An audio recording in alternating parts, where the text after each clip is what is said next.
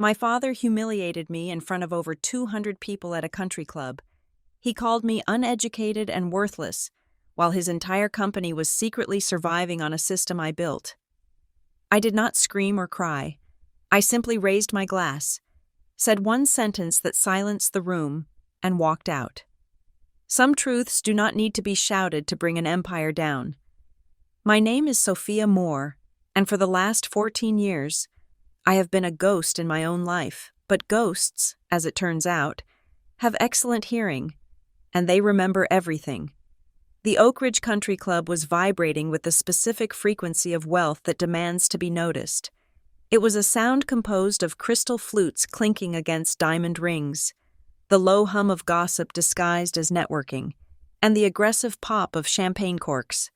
The air conditioning was set to a temperature that required the women to wear wraps and the men to feel important in their tailored jackets. It was a Friday night in Illinois, the kind of humid mid-July evening where the heat sticks to your skin the moment you step outside. But in here, the air was crisp, scented with expensive lilies and old money. I stood near a marble pillar at the back of the grand ballroom, holding a glass of sparkling water that had lost its chill an hour ago. I was wearing a navy blue dress. Simple, structured, and entirely forgettable. That was the point. That had been the point for over a decade. I was the furniture. I was the background noise. I was Sophia, the daughter who existed in the footnotes of the Moore family history. Tonight was the retirement gala for my father, Grant Moore.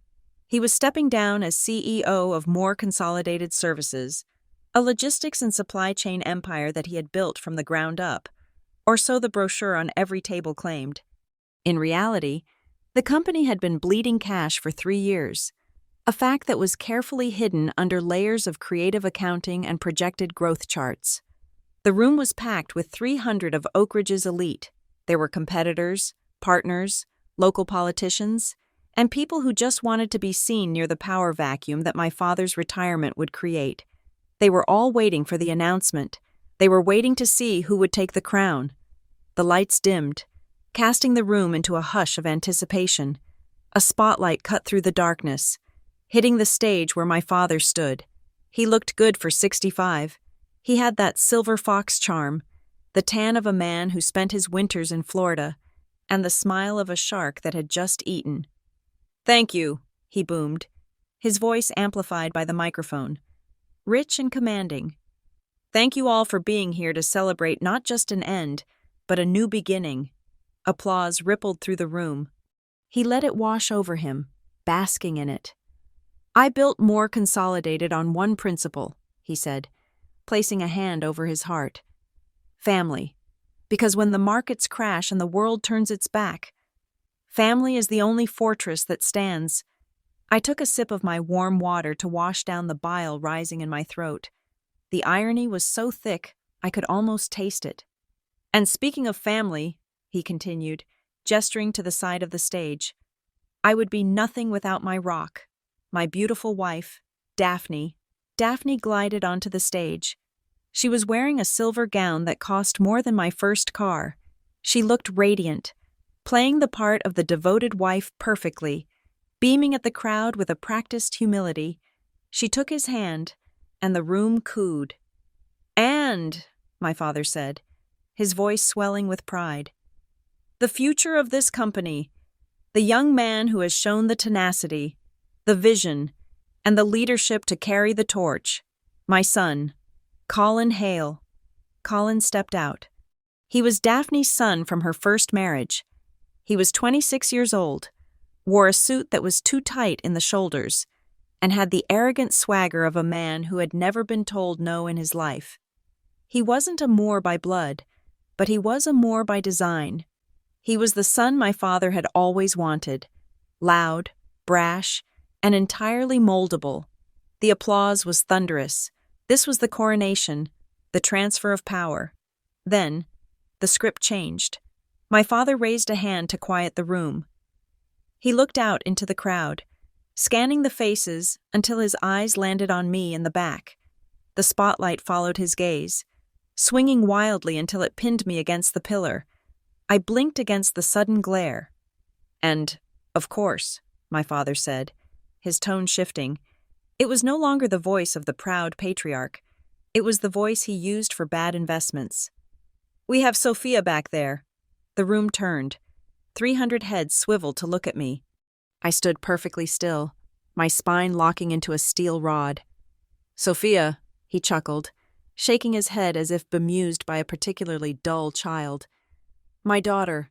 She decided to grace us with her presence tonight. You know, I offered her a position in the mailroom once, but I think the sorting system was a bit too complex." A ripple of laughter went through the crowd. It started low, uncertain, but my father smiled, giving them permission. The laughter grew. "She is 28 years old," he continued, leaning into the microphone, enjoying the rhythm of his own cruelty. "No degree, no career, no husband, still finding herself, I suppose." He looked at Colin, sharing a conspiratorial grin. While Colin was getting his MBA and learning the business, Sophia was busy spending my money. The laughter was open now. It was jagged and ugly. I could see the faces of people I had known since childhood, neighbors, parents of old classmates, laughing behind their hands. They were looking at me with pity mixed with disdain. To them, I was the spoiled, failure daughter, the leech, the disappointment. But hey, my father shrugged, spreading his hands. "Every family has one, right? The uneducated, the worthless. We love them anyway. Because we have to. Someone has to pay for her apartment. Might as well be the company." He laughed again, a deep, belly laugh. "To Sophia, the professional dependent." He raised his champagne flute. The room followed suit, a sea of arms raising in a mock toast to my incompetence. "To Sophia!" A few voices echoed. Drunk on the spectacle, my heart hammered against my ribs. A frantic bird trapped in a cage. The humiliation burned hot on my cheeks, a physical sensation like a slap. My instinct was to run, to turn around, push through the double doors, and vanish into the night. That is what the old Sophia would have done. That is what the victim would have done. But I was not the old Sophia, and I was certainly not a victim. I looked at my father on that stage. I looked at Daphne, who was covering a smirk with her manicured fingers. I looked at Colin, who was puffing his chest out, believing he had won a race he didn't even know he was running, and something inside me snapped. It wasn't a violent snap. It was the quiet, precise click of a lock disengaging. I did not run. I did not cry. I did not scream. Instead, I stepped away from the pillar. I walked toward the center of the room. The spotlight tried to follow me, jerking slightly as the operator adjusted. The laughter died down, replaced by a confused murmuring. I wasn't following the script. I was supposed to be shrinking, not advancing. A waiter passed by with a tray of fresh champagne. I reached out and took a glass. My hand was steady, rock steady. I stopped in the middle of the dance floor, directly in front of the stage, but back enough so I had to look up at them. It created a tableau. The king, queen, and prince on their pedestal, and the peasant below. But from where I stood, they didn't look like royalty. They looked like actors in a play that was about to be canceled. The room went silent, the kind of silence where you can hear the ice melting in the buckets. I raised my glass. I looked directly at my father. I locked eyes with him, refusing to blink, refusing to let him look away. "Grant," I said. My voice was not loud, but in the dead silence of the ballroom, it carried to every corner. I did not call him Dad. I did not call him Father. "Grant," he stiffened. The microphone picked up his sharp intake of breath. "I want to propose a toast," I said, my voice clear, devoid of any tremor. "To you, for your retirement." I let the words hang there for a second. Daphne shifted uncomfortably. Colin looked confused. "And specifically," I continued, "I want to thank you for tonight. Thank you for teaching me, finally and absolutely, the true definition of family loyalty." I paused. I let the word loyalty float up to the stage. Heavy and toxic. I saw a flicker of doubt in his eyes. He expected a tantrum. He expected begging. He did not know what to do with this cold composure. "You are right," I said. "I do not have a degree on my wall. I do not have a title in your company, and I certainly do not have the public approval you crave so desperately." I took a small step forward. "But I do have my dignity," I said, "and as of this moment, that is the one thing you can no longer afford to buy." I smiled. It was a genuine smile, a smile of release. "Cheers," I said. "Take a good look, everyone, because this is the last time any of you will ever see me in the role of his daughter." I tipped the glass back and drank. The champagne was crisp and cold. I placed the empty glass on a passing waiter's tray with a gentle clink, and then I turned my back. I did not rush. I walked toward the exit with the measured pace of someone who had nowhere to be but exactly where she was going. The sound of my heels on the parquet floor was a rhythmic metronome counting down the seconds of my father's peace of mind. Click, click, click. Behind me, the silence broke. I heard my father's voice, tight and angry, off microphone but loud enough. "Sophia, you get back here!" I kept walking. "Don't you dare walk away from me!" he shouted. I pushed open the heavy oak doors of the ballroom. The cool air of the lobby hit my face. I walked past the concierge, past the coat check, and out into the humid Illinois night. The valet saw me coming and scrambled for my keys, but I waved him off. I had parked my own car, a 10-year-old sedan that stuck out like a sore thumb among the Bentleys and Mercedes. I preferred it that way. I liked knowing exactly where my escape route was. I was halfway to my car when the ballroom doors burst open behind me. "Sophia!" It was Daphne. She was running in her heels, stumbling slightly on the asphalt, her silver dress catching the parking lot lights. My father was right behind her, his face a mask of fury. Colin was lurking in the doorway, unsure if he should join the fight or protect his drink. Daphne reached me first. She grabbed my arm, her nails digging into my skin. "What the hell was that?" she hissed, her voice dropping the sweet act instantly. "You ungrateful little brat! You embarrassed him in front of the entire board." I looked down at her hand on my arm. Then I looked up at her eyes. "Let go," I said. "You are going to march back in there," my father bellowed. Catching up to us, he was out of breath, his face red. "You are going to take that microphone, and you are going to apologize. You are going to tell them you were drunk, or emotional, or whatever excuse fixes this." "Or what?" I asked. I turned to face him fully. "Or you'll cut me off. You can't cut off someone you never fed. Grant?" "I give you an allowance," he shouted. "I pay for that dump you live in." "You pay for silence," I corrected. "And the price just went up, beyond your budget." "You are nothing without me," he spat, pointing a finger in my face. "You are a zero, a dropout. I built a legacy. What have you built? Nothing. You are uneducated, and you are worthless." There it was again, the mantra he had fed me since I was 14. I looked at him, really looked at him. I saw the fear behind the anger. He was terrified of losing control. He was a king who ruled by fear, and he had just realized his subject was no longer afraid. "No," I said simply. "No?" he repeated, stunned. "No, I will not apologize. No, I will not go back inside. And no, I am not your daughter anymore." I pulled my arm free from Daphne's grip. She stumbled back, shocked by the physical rejection. "I am done," I said. "Good luck with the company. Grant?" "Good luck with Colin. I have a feeling you are going to need it." I turned and opened the door of my sedan. "If you leave," my father threatened, his voice dropping to a dangerous growl. "Don't you ever call me for a dime. Don't call me when you're starving.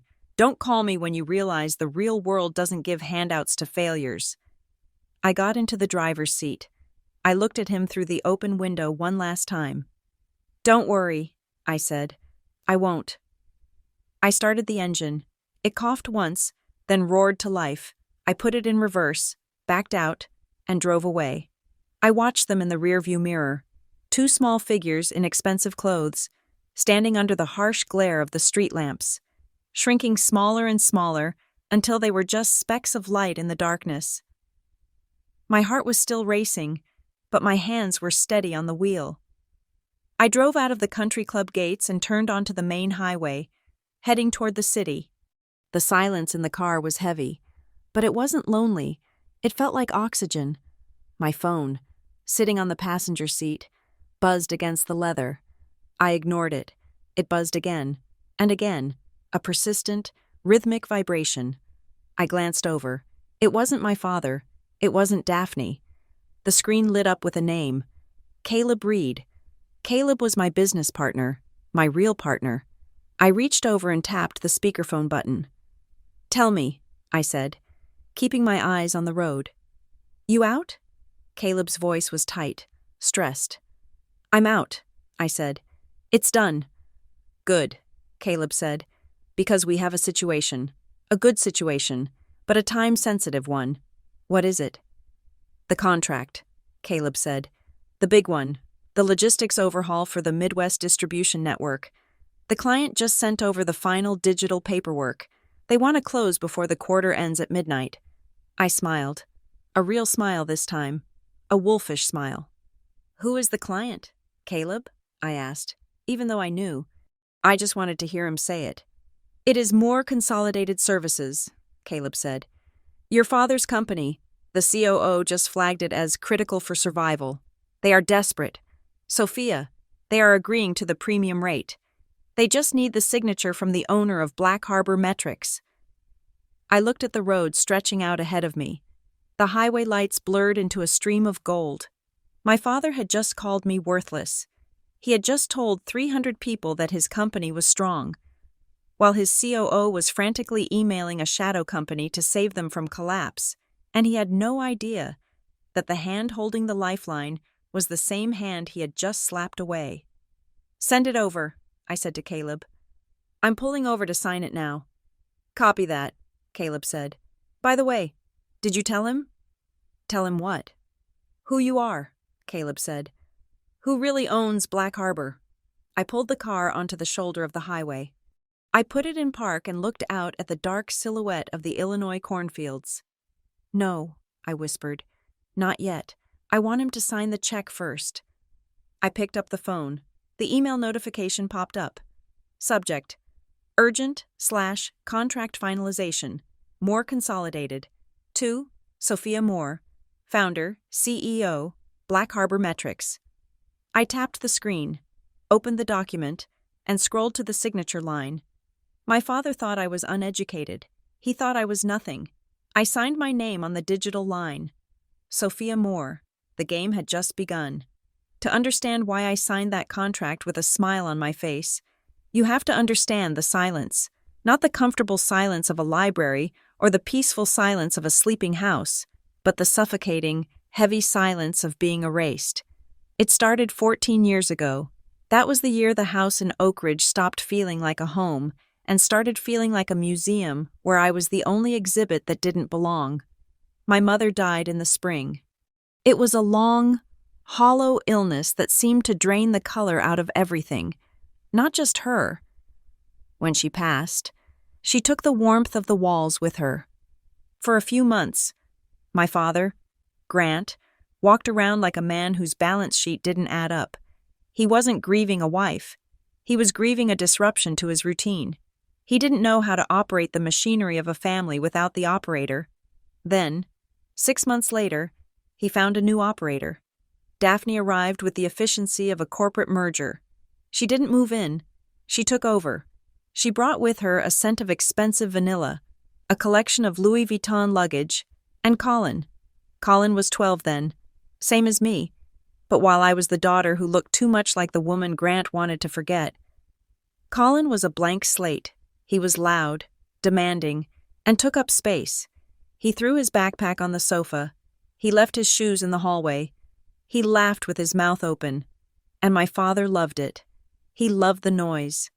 He loved that Colin required attention because it made Grant feel like a father without having to deal with the messy, emotional baggage of a grieving daughter. The erasure didn't happen overnight. It wasn't violent. There were no beatings.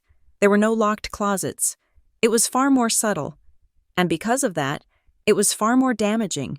It was the psychological equivalent of being slowly painted over. It started at the dinner table, before Daphne. Dinner was where we talked. After Daphne, dinner was a performance. She would recount her day at the club or the charity guild, her voice filling every cubic inch of the room. Grant would nod, asking questions about who was there and what they were wearing, calculating social capital. Then, he would turn to Colin. "How was practice? Sport?" he would ask. And Colin would launch into a 10-minute monologue about a goal he almost scored or a kid he pushed over. Grant would laugh, clapping him on the shoulder. "Attaboy. Aggression is good. You have to take what is yours." Then, silence would fall. Forks would clink against china. I would wait. I would wait for the head turn. I would wait for the question. "And you? Sophia? How was your day?" It rarely came, and when it did, it was an afterthought, a checkbox exercise. "Sophia? Everything fine?" "I got an A on my history project," I said once, my voice sounding too loud in the sudden quiet. The teacher said it was the best in the class. Grant didn't look up from his steak. He cut a piece, chewed it methodically, and swallowed. "History is fine, Sophia, but it doesn't pay the bills. Colin, tell me more about that math tutor. Are we seeing ROI on that yet?" ROI, return on investment. That was how my father viewed the world. People were not human beings. They were assets or liabilities. Colin was a growth stock. He was volatile, yes, but he had potential. He was male. He could carry the name. He could be molded into the shark my father admired. I was a bond that had matured and lost its value. I was a girl. I was quiet. I reminded him of mortality. I was a fixed cost. Food, clothing, shelter, with no projected profit margin. So, I learned to be invisible. I learned that if I walked softly enough on the hardwood floors, Daphne wouldn't roll her eyes at my presence. I learned that if I stayed in my room, I wouldn't have to watch them play Happy Family in the living room. I learned that my achievements were only valid if they didn't overshadow Colin's failures. When Colin failed a science test, the house went into crisis mode. Tutors were hired. Incentives were offered. "He just needs motivation," my father would boom. "He has a leader's mind, not a worker's mind." Details bore him. When I won the state essay contest, the certificate sat on the kitchen counter for 3 weeks until Daphne threw it out, claiming she thought it was junk mail. "Oh, sorry," she said, not looking sorry at all. "But really, Sophia, you shouldn't leave your clutter around. It is rude to the rest of us." I stopped bringing things home. I stopped sharing. I began to hoard my victories like secret coins. The only person who saw me, who really saw me, was my grandmother, Evelyn Moore. She lived 2 towns over. In a house that smelled like old books and peppermint. She was Grant's mother, but she looked at him with the critical eye of a woman who knew she had raised a wolf. She was 80 years old, frail as a dried leaf, but her mind was a steel trap. Every Sunday evening, at exactly 7 o'clock, the phone in the hallway would ring. Daphne never answered it because she knew who it was.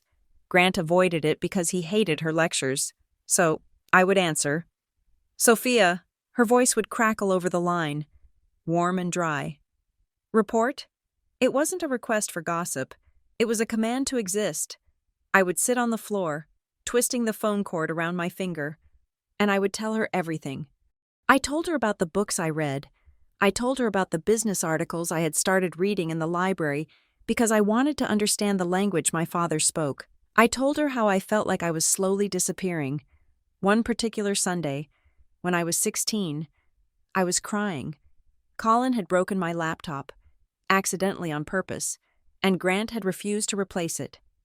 "You should take better care of your things," he had said, while buying Colin a new gaming console the next day. "I hate them," I whispered into the phone, my voice thick with tears. "I am nothing to them. Grandma, I am just a ghost." There was a long silence on the other end. For a moment, I thought she had fallen asleep. "Listen to me," Evelyn said. Her voice dropped an octave, losing its warmth and becoming something sharp, something metallic. Stop crying. Crying is for people who think the world owes them fairness. The world owes you nothing. Sophia, I sniffled, shocked by her tone. You say they treat you like you are invisible? She asked. Yes. Good. Good? I repeated, hurt.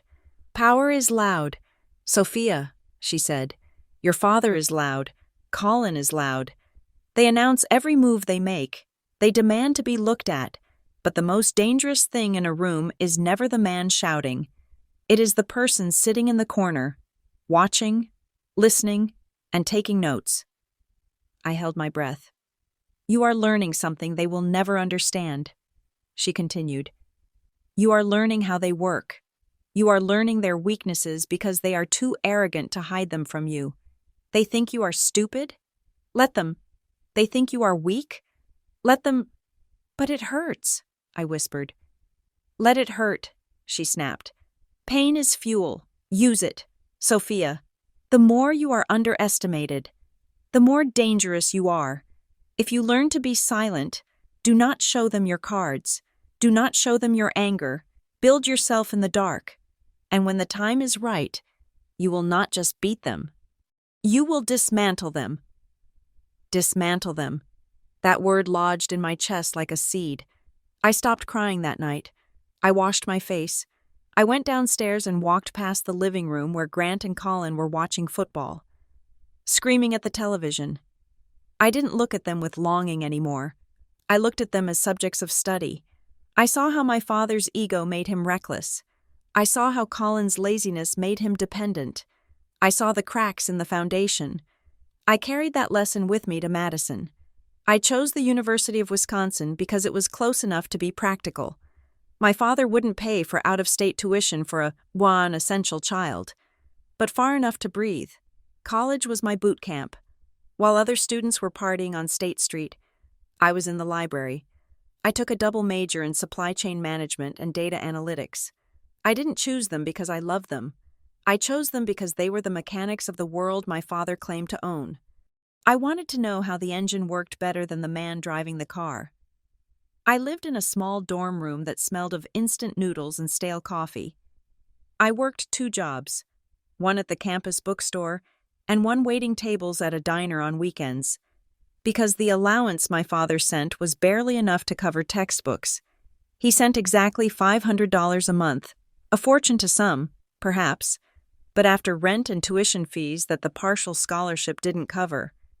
It left me with less than $4 a day for food. I never asked for more. Every time I looked at my bank account, I felt a surge of pride. Every dollar I earned was a brick in the wall I was building between him and me. I studied with a hunger that scared my roommates. I devoured case studies on logistics failures. I memorized contract law regarding liability and procurement. I learned to code so I could automate data analysis. I wasn't just studying for grades. I was studying for war. Even if I didn't know when the battle would be, my grades were perfect. 4.0 every semester. I sent the report cards home. They were never acknowledged. No congratulations, no good job, just silence. Meanwhile, Colin was flunking out of a private college in the East Coast. Every time he failed a class, my father would donate a new wing to the library or make a call to the dean. Colin was failing upward, buoyed by the safety net of the Moore name. I was climbing a cliff face without a rope, digging my fingernails into the rock. By my junior year, I believed I was ready. I believed that if I could just show my father something tangible, something undeniably impressive, he would have to look at me. He would have to see the ROI. I applied for the prestigious Summer Global Logistics Fellowship. It was a program that only accepted 12 students from across the country. It involved spending 3 months in Singapore and Shanghai, working directly with the biggest shipping conglomerates in the world. It was the golden ticket. It was the kind of thing that launched careers. I worked on the application for 2 months. I wrote essays until my eyes burned. I got 3 letters of recommendation from the toughest professors in the department. When the acceptance letter came, I stared at it for an hour. Dear Ms. Moore, we are pleased to inform you. I had done it. I had beaten thousands of applicants. I had proven that I was not worthless. I called home. "Dad," I said when he answered, my voice trembling with excitement I couldn't suppress. "I got in. The Global Logistics Fellowship. They only take 12 people in the nation. I'm going to Singapore." There was a pause. "Singapore?" he asked. "Not congratulations. Just Singapore." "Yes. It starts in June. It is fully funded for the tuition, but I need to cover the flight and the housing deposit. It is an investment. Dad, this is huge. Graduates from this program get hired at six-figure salaries immediately." "We will talk about it," he said dismissively. "When are you coming home for the break?" "Next week," I said. "But I need to let them know by Friday." "Just come home. Sophia, we will discuss it." He hung up. I packed my bags with a lightness I hadn't felt in years. This was it. This was the turning point. I imagined the conversation. We would sit in his study. He would read the acceptance letter. He would look over his glasses, nod, and say, "You did good. Kid, you are a Moore after all." I drove the 3 hours back to Oak Ridge with the windows down, singing along to the radio. The cornfields rushed by, green and alive. When I pulled into the driveway, the house looked massive and imposing, casting a long shadow over the lawn. Daphne's Mercedes was parked next to a brand-new red convertible, Colin's. Obviously, a reward for simply existing. I walked inside. The air was cool and smelled of lemon polish. "I'm home," I called out. Daphne appeared from the kitchen. She didn't smile. She was wiping her hands on a dish towel, her face tight. "In the study," she said. "Your father is waiting." My stomach did a small flip, but I pushed the anxiety down. This was the meeting, the discussion about my future. I walked to the heavy oak doors of the study. I knocked once and entered. My father was sitting behind his massive mahogany desk. He wasn't looking at paperwork. He was looking at the wall. His hands clasped in front of him. Daphne followed me in and stood by the bookshelf, leaning against it with her arms crossed. It felt less like a greeting and more like a tribunal. And there, sitting in the leather armchair usually reserved for clients, was Colin. He was wearing sunglasses indoors. He looked bored. "Sit down, Sophia," my father said. I sat in the stiff wooden chair opposite the desk. I clutched the folder containing my acceptance letter and the program details. "I brought the information about the fellowship," I started, trying to keep my voice steady. "It creates a direct path to executive management tracks. The flight cost is—" "Sophia," my father interrupted. He didn't look at the folder. He looked at me with a flat, indifferent gaze. "We need to have a family meeting." The words hung in the air. Family meeting. In the Moore household. Those two words never meant a discussion. They meant a decree. They meant that a decision had already been made, and the rest of us were simply being informed of the new reality. "Okay," I said, my hands tightening on the folder. "We have been reviewing the finances," Grant said. "The market has been volatile. The company is facing some headwinds." I knew for a fact that Moore Consolidated had posted record profits that quarter. I read their financial reports online. I knew he was lying. "Because of that," he continued, "we have to make some hard choices. We have to prioritize resources where they will yield the best long-term results for the family legacy." My heart began to hammer a frantic rhythm against my ribs. I looked at Colin. He was smirking, tapping his foot. "What does that mean?" I asked. "It means," Daphne cut in, her voice like syrup laced with arsenic, "that we cannot support this little summer vacation of yours. Sophia." "It's not a vacation," I said, my voice rising. "It's a fellowship. It's my career." "It's expensive," my father said, "and frankly, unnecessary. You are a girl. Sophia, you don't need to go running around Asia to find a husband. You can do that right here." "I don't want a husband," I said. "I want a career. I earned this spot. I just need the flight and the deposit. It is less than $3,000. I pointed at the window, toward the driveway. "You just bought Colin a car that costs $50,000. Colin needs reliable transportation for his networking, Grant snapped. He is building relationships. That is business. And what am I doing? I asked, tears stinging my eyes. What is this? I held up the folder. That, my father said, leaning forward, is a hobby, and we are not paying for it. He paused, and then he delivered the final blow. In fact, we are cutting back across the board.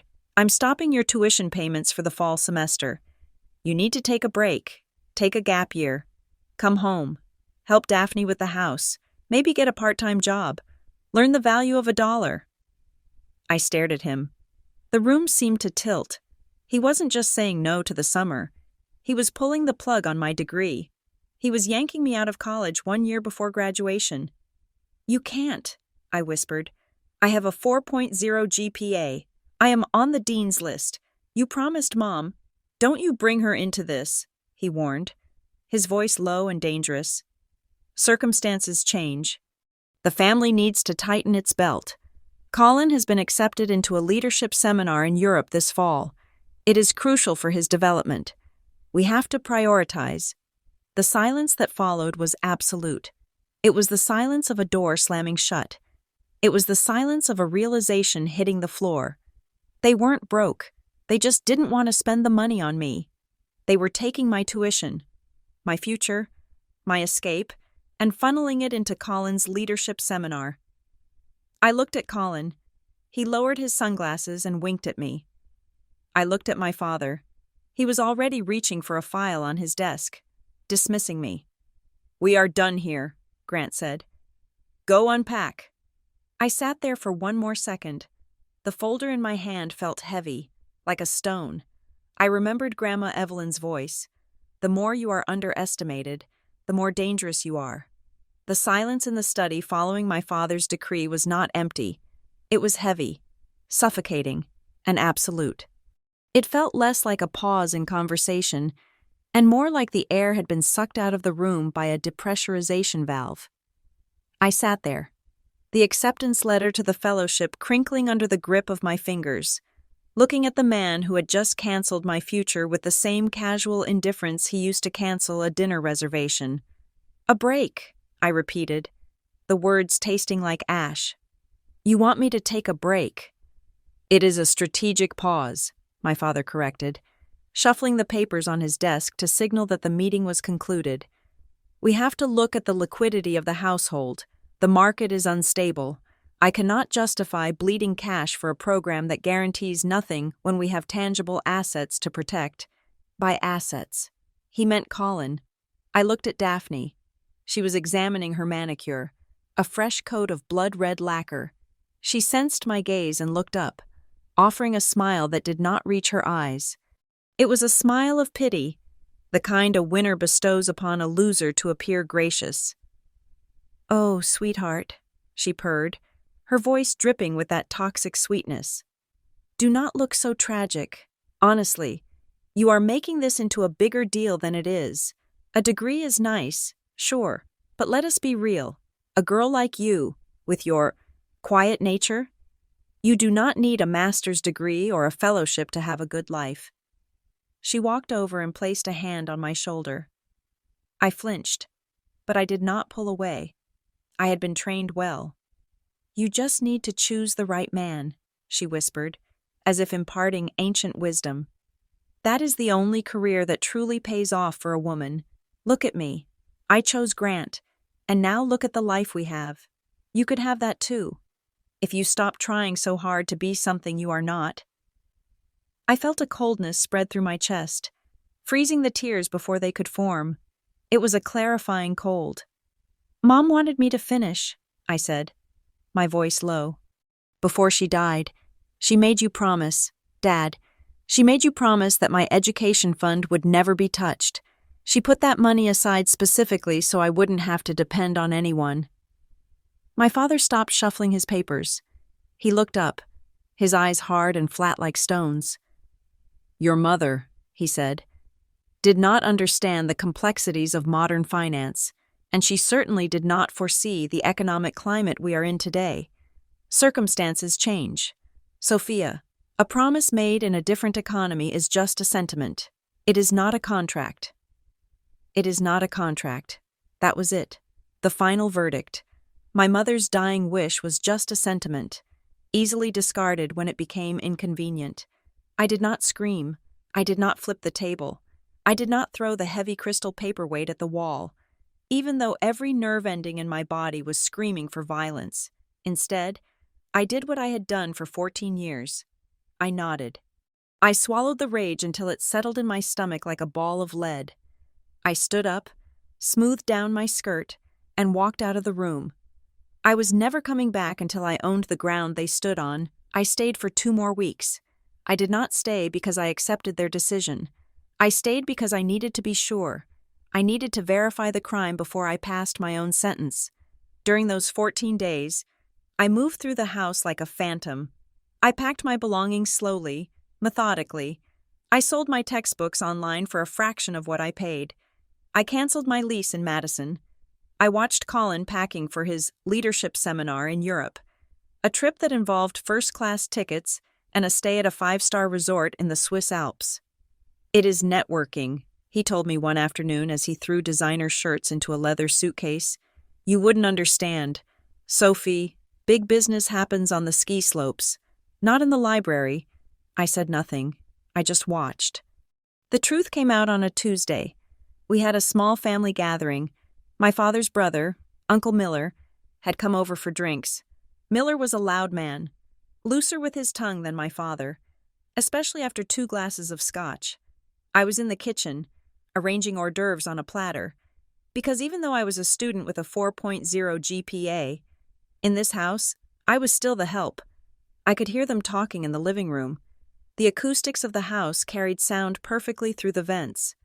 "So, Grant," Uncle Miller's voice boomed. "I saw the quarterly figures for the consolidated group. Impressive stuff. Seriously, 20% growth in the logistics sector? How the hell did you manage that with the fuel prices the way they are?" I froze. My hand hovered over a slice of smoked salmon. "We streamlined," my father's voice replied, sounding smug. "Cut the dead weight, renegotiated the vendor contracts. We are sitting on more cash reserves right now than we have had in 10 years. "That is fantastic," Miller said. "So, I guess that new vacation home in Cabo is a go?" "We close next week," Daphne chimed in, her voice giddy. "Cash offer. Grant wanted to surprise me for our anniversary. $2 million? Miller whistled. "Not bad for a retirement pad." $2.2 million, my father corrected, unable to resist bragging. "But it has a private dock." I stood in the kitchen, the platter shaking in my hands. $2.2 million, paid in cash, for a vacation home. And yet, they didn't have $3,000 for my flight to Singapore. They didn't have $20,000 for my final year of tuition. It wasn't that they couldn't afford me. It was that they didn't want to. The realization hit me with the force of a physical blow. For years, I had thought I was just a burden, a financial stressor on a struggling family. I had internalized their budget cuts. I had felt guilty for every pair of shoes I needed, for every doctor's visit. But it was all a lie. I wasn't a burden. I was a choice. They had looked at the spreadsheet of their lives, saw the line item labeled Sophia, and decided that 0 was the only acceptable number. I put the platter down on the counter. I didn't bring it out to them. I turned around and walked up the back stairs to my room. I picked up my suitcase. It was one of those old, hard-shell Samsonite cases I had bought at a thrift store. It contained everything I owned: 7 outfits, my laptop, my mother's photo, and a small envelope of cash I had saved from waitressing, $1,420. I did not write a note. I did not make a scene. I simply walked down the stairs, past the living room where they were toasting to the new house in Cabo, and out the front door. The evening air was cool. The sun was setting, casting long, bruised shadows across the driveway.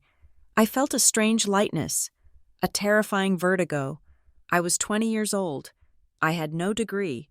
I had no home. I had no family. I walked to my car, the gravel crunching under my boots. "Sophia," The voice came from the shadow of the large oak tree near the gate. I stopped. My heart jumped. If it was my father, I didn't know what I would do. But it wasn't him. It was Grandma Evelyn. She was standing there, leaning on her cane, looking small and fierce in her wool coat. She must have had her driver parked down the street. She knew everything. She always knew. "Grandma," I said, my voice cracking. "I can't stay. Don't ask me to stay." She hobbled forward, her eyes scanning my face, then my suitcase, then the car. She nodded. A sharp, decisive movement. "I would be disappointed if you did," she said. She reached into her coat pocket and pulled out a plain white envelope. It was thin. It didn't look like money. "Take this," she commanded. I took it. It felt light. "What is it?" "It is not charity," she said sternly. "And it is not a gift. It is a key." I looked at her, confused. "I cannot fix what my son has broken," Evelyn said, her voice trembling slightly with a rage she rarely showed. "He is a fool. He sees price tags, but he does not see value. He threw away a diamond because he wanted to buy a rhinestone." She pointed a gloved finger at the envelope in my hand. "Inside that envelope is a name and a phone number. It is a contact of mine from the old days, a lawyer, and there is a check. It is not enough to live on forever, but it is enough to get you to where you need to go." "Grandma, I can't take your money," I started. "Hush," she snapped. "Listen to me. Sophia, you are going to go out there, and you are going to eat dirt. You are going to work harder than you ever have. You are going to be invisible, just like they taught you. But this time, you are going to be invisible on your own terms." She stepped closer, gripping my arm with surprising strength. "When you are ready," she whispered, "when you have built something real, and when you need the final piece of leverage to crush them, you open that envelope. Do not open it before then. Do you understand?" "I understand," I said. "Good." She let go of my arm. "Now go, before they finish their drinks and realize the maid has left the building." I hugged her. She smelled of peppermint and iron. It was the only hug I had received in 6 years. "Make them regret it," she whispered in my ear. "Make them regret the day they decided you were free." I got into my car. I threw the suitcase in the passenger seat. I placed the envelope in the glove compartment. As I drove away, I looked in the rearview mirror. Grandma Evelyn was still standing there, watching me go. She raised her cane in a salute. I drove until the house was just a speck, and then nothing. I was driving toward nowhere. I had no plan. I had no degree. But as the miles rolled under my tires, the fear began to recede, replaced by a cold, hard resolve. My father had called me worthless. He had said I was a bad investment. I gripped the steering wheel until my knuckles turned white. I am not a bad investment. I thought, I am a sleeping giant. And from that moment on, Sophia Moore ceased to be a daughter. I became a project. I became a business. And I swore to myself that the next time I walked through those doors, I wouldn't be asking for tuition. I would be holding the deed. I drove south until the air turned into soup. I ended up in Savannah, Georgia, not because of some romantic notion of Spanish moss and Southern hospitality, but because that was exactly how far my tank of gas and my terrifyingly small budget would take me. Savannah is a beautiful city if you are a tourist walking down River Street with a frozen cocktail in your hand. It is a very different city when you are 20 years old, estranged from your family, and living in a studio apartment that used to be a storage closet for a dry cleaner. My new kingdom was 300 square feet of peeling beige paint and linoleum that curled at the corners like burnt toast. It cost me $650 a month, which was a criminal amount, but no one else would rent to a girl with no credit history and no cosigner. My downstairs neighbor was a man I never saw but heard constantly. I called him the Lung.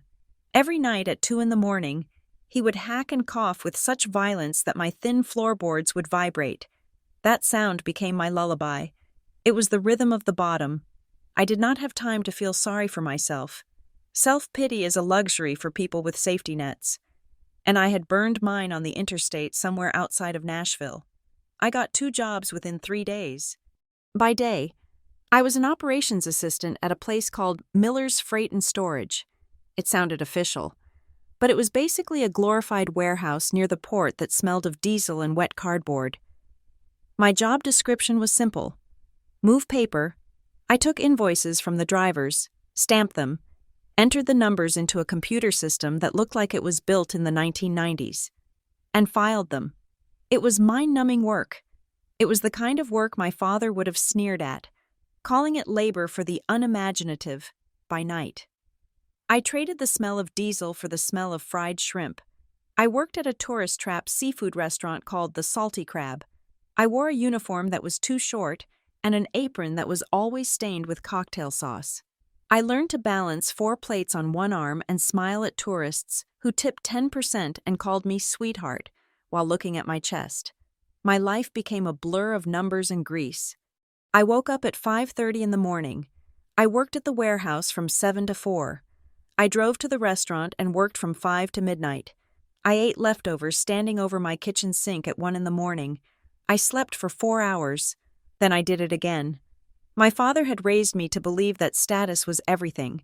He thought power came from the chair you sat in and the title on your door. But down here, in the humidity and the dirt, I learned that power was simply the ability to solve a problem that no one else wanted to touch. And I was hungry to solve problems. I didn't have tuition money for college anymore, but I had the internet, and I had an obsession. While other waitresses spent their breaks scrolling through social media or smoking by the dumpster, I was on my phone, watching lectures on supply chain logistics, lean management, and advanced Excel modeling. I took free courses from MIT OpenCourseWare. I read PDFs of textbooks on forensic accounting that I pirated from shady websites. I treated my brain like a muscle that had atrophied and needed to be shocked back into existence. I learned about Six Sigma. I learned about Kaizen.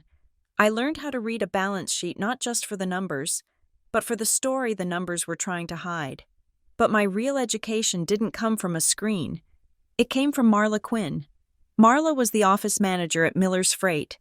She was a woman in her 50s who looked like she had been carved out of granite and left out in the sun to cure. She had hair the color of steel wool, skin that looked like leather, and a voice that sounded like a car engine trying to turn over on a cold morning. She didn't smile. She didn't make small talk. She drank black coffee from a mug that said, "I hate everyone," and she meant it. For the first 2 months, she barely looked at me. To her, I was just another college dropout passing through. A warm body to stamp papers until I got bored or pregnant. Then came the incident with the fuel surcharges. It was a Tuesday. I was entering invoices from a trucking contractor we used, a company called Redline Transport. I noticed something. The fuel surcharge, an extra fee added when gas prices were high, was consistent on every invoice. That was normal. What was not normal was that the base rate for the mileage fluctuated wildly, even for the same routes. I pulled the last 6 months of invoices. I built a quick spreadsheet on my lunch break, cross-referencing the mileage rates against the dates and the drivers. I found a pattern. Every time a specific driver named J. Davis drove the route, the mileage was calculated at 10% higher than the standard distance, and an obscure handling fee of $50 was tacked on. I walked into Marla's office without knocking. "What?" she barked, not looking up from her computer. "You are being overcharged by Redline Transport," I said. Marla stopped typing. She spun her chair around and looked at me over her reading glasses. "Excuse me?" I placed the spreadsheet on her desk. "Driver J. Davis. He is padding the mileage by 10% on the Atlanta run, and he is adding a $50 handling fee that is not in your master contract." I checked the contract terms in the filing cabinet. Handling fees only apply to hazardous materials. He is hauling paper towels. Marla looked at the spreadsheet. She looked at it for a long time. She traced the columns with a finger that had a chipped nail. Then she looked at me. It was the first time she had really seen me. "Who taught you to do this?" she asked. "YouTube," I said. "And boredom. How much is it?" Over the last 6 months? $4,250, I said. Marla leaned back in her chair. She pulled a pack of cigarettes out of her drawer, looked at it, then shoved it back in. You don't lack intelligence, girl, she said, her voice rough. You lack someone standing in your corner. That afternoon, Marla called Redline Transport. She didn't yell. She didn't threaten. She simply read them the numbers I had found. She spoke with a terrifying calm. By the time she hung up, they had agreed to credit the full amount back and fire the driver. From that day on, I wasn't just the girl who stamped papers. I became Marla's shadow. Marla taught me things that no professor in a lecture hall could ever teach. She taught me that a contract is not a list of rules. It is a list of leverage points. Read the fine print first, she told me one day. Pointing at a vendor agreement, the big print is what they want you to see. The fine print is where they stab you. She taught me to look at costs as character traits. Look at this expense report, she said, tossing a salesman's receipt pile at me. Steak dinners, premium liquor, but he stays at the cheapest motel. What does that tell you? He likes food, I guessed. No, she said. It means he is insecure. He needs to flash money at dinner to feel big. But he doesn't care about his own comfort when no one is watching. A man like that is easy to manipulate. You just have to compliment his taste. And he will sign anything. She taught me how to listen to silence in a negotiation. When you ask a hard question, Sophia, shut your mouth. The other person will panic. They will fill the silence with the truth just to make the awkwardness go away. I absorbed it all. I was a sponge. I took her cynicism and mixed it with my data analytics. 6 months in, I started taking side jobs. It started small. The owner of the seafood restaurant where I worked was complaining about food costs. I offered to look at his inventory. I found that his head chef was over-ordering perishables on Fridays, leading to 20% waste by Monday. I set up a simple tracking system for him. He saved $800 in the first week. He told his brother, who owned a dry cleaning chain. I optimized his delivery routes. I didn't advertise. I didn't have a website. I had a reputation. I was the girl who could look at a mess and see the math. I started making money. Not a lot, but enough to move out of the apartment with the lung, enough to buy a decent laptop, enough to buy suits that fit. But I didn't change my life. I didn't buy a new car. I didn't post about my success on Instagram. My family had erased me with silence. They had pushed me into the background, hoping I would fade away, but they had made a mistake. They had taught me that the background was where the machinery was. The background was where the controls were. I decided that if silence was the weapon they used to destroy me, then silence would be the tool I used to rebuild myself. I became a ghost in the machine. I worked 16 hours a day, but I never complained. I never bragged. I just accumulated. I accumulated skills. I accumulated contacts. I accumulated evidence of my own competence. And then, I had my breakthrough. I was working on a consulting gig for a mid-sized manufacturing plant that was on the brink of bankruptcy. The owner was convinced he needed a loan. He thought his problem was a lack of capital. My company, Black Harbor Metrics, did not start in a garage. It started in a leased server room in Atlanta where the air conditioning hummed loud enough to drown out a scream. I did not want a garage story. Garages are for dreamers who want to be famous. I wanted to be effective, and I wanted to be invisible. I incorporated in Delaware to keep my name off the public registry. I used a registered agent service. I built a website that was sleek, professional, and completely devoid of any About the Founder page. There were no photos of me smiling with a coffee cup. There were no inspirational quotes about leadership. There was just the product, a proprietary algorithm that tracked supply chain inefficiencies in real time. We sold silence. We sold the absence of problems. In the world of logistics, nobody cares who you are. They only care if you can tell them why their shipment of semiconductor chips is stuck in a port in Long Beach and how much it is going to cost them per hour. If you can answer that question before they even ask it, you are not just a vendor, you are a god. But a god needs a high priest, and I could not be the face of the operation. I was 23 years old by then. If I walked into a boardroom full of 50-year-old men in bespoke suits, they would see a girl. They would ask me whose assistant I was. They would try to explain my own software to me. So, I hired Caleb Reed. Caleb was 45. He was a forensic accountant who had spent 20 years auditing manufacturing firms. He had the kind of face that calmed nervous investors, square jaw, serious eyes behind wire-rimmed glasses, and a hairline that suggested wisdom rather than age. He was brilliant, cautious, and absolutely sick of corporate politics. I found him on LinkedIn. He had posted a scathing article about how most companies bleed money because they are too arrogant to look at their own trash. I messaged him immediately. We met in a diner. I showed him my code. I showed him the beta tests I had run on the side for the dry cleaner and the restaurant in Savannah. "You built this?" he asked, scrolling through the data on my laptop. "I built the logic," I said. "I hired freelancers to polish the interface." "It is aggressive," Caleb noted. "It flags authorized waste as theft. It flags middle management delays as incompetence." "It flags the truth," I said. Caleb looked at me over his coffee. "Nobody likes the truth, Ms. Moore. It makes people lose their jobs." "Then they should do their jobs better," I replied. He smiled. It was a small, dry smile. "I'm in." Caleb became my CFO and the public face of Black Harbor. He took the meetings. He shook the hands. He signed the non-disclosure agreements. I remained the lead architect, a shadowy figure who was always in a critical coding sprint or reviewing the back-end infrastructure. We moved the headquarters to Denver, Colorado. I chose Denver for 2 reasons. First, it was a major logistics hub for the western United States. Second, it was 1,000 miles away from Illinois. The mountains here were tall, cold, and indifferent. I liked them.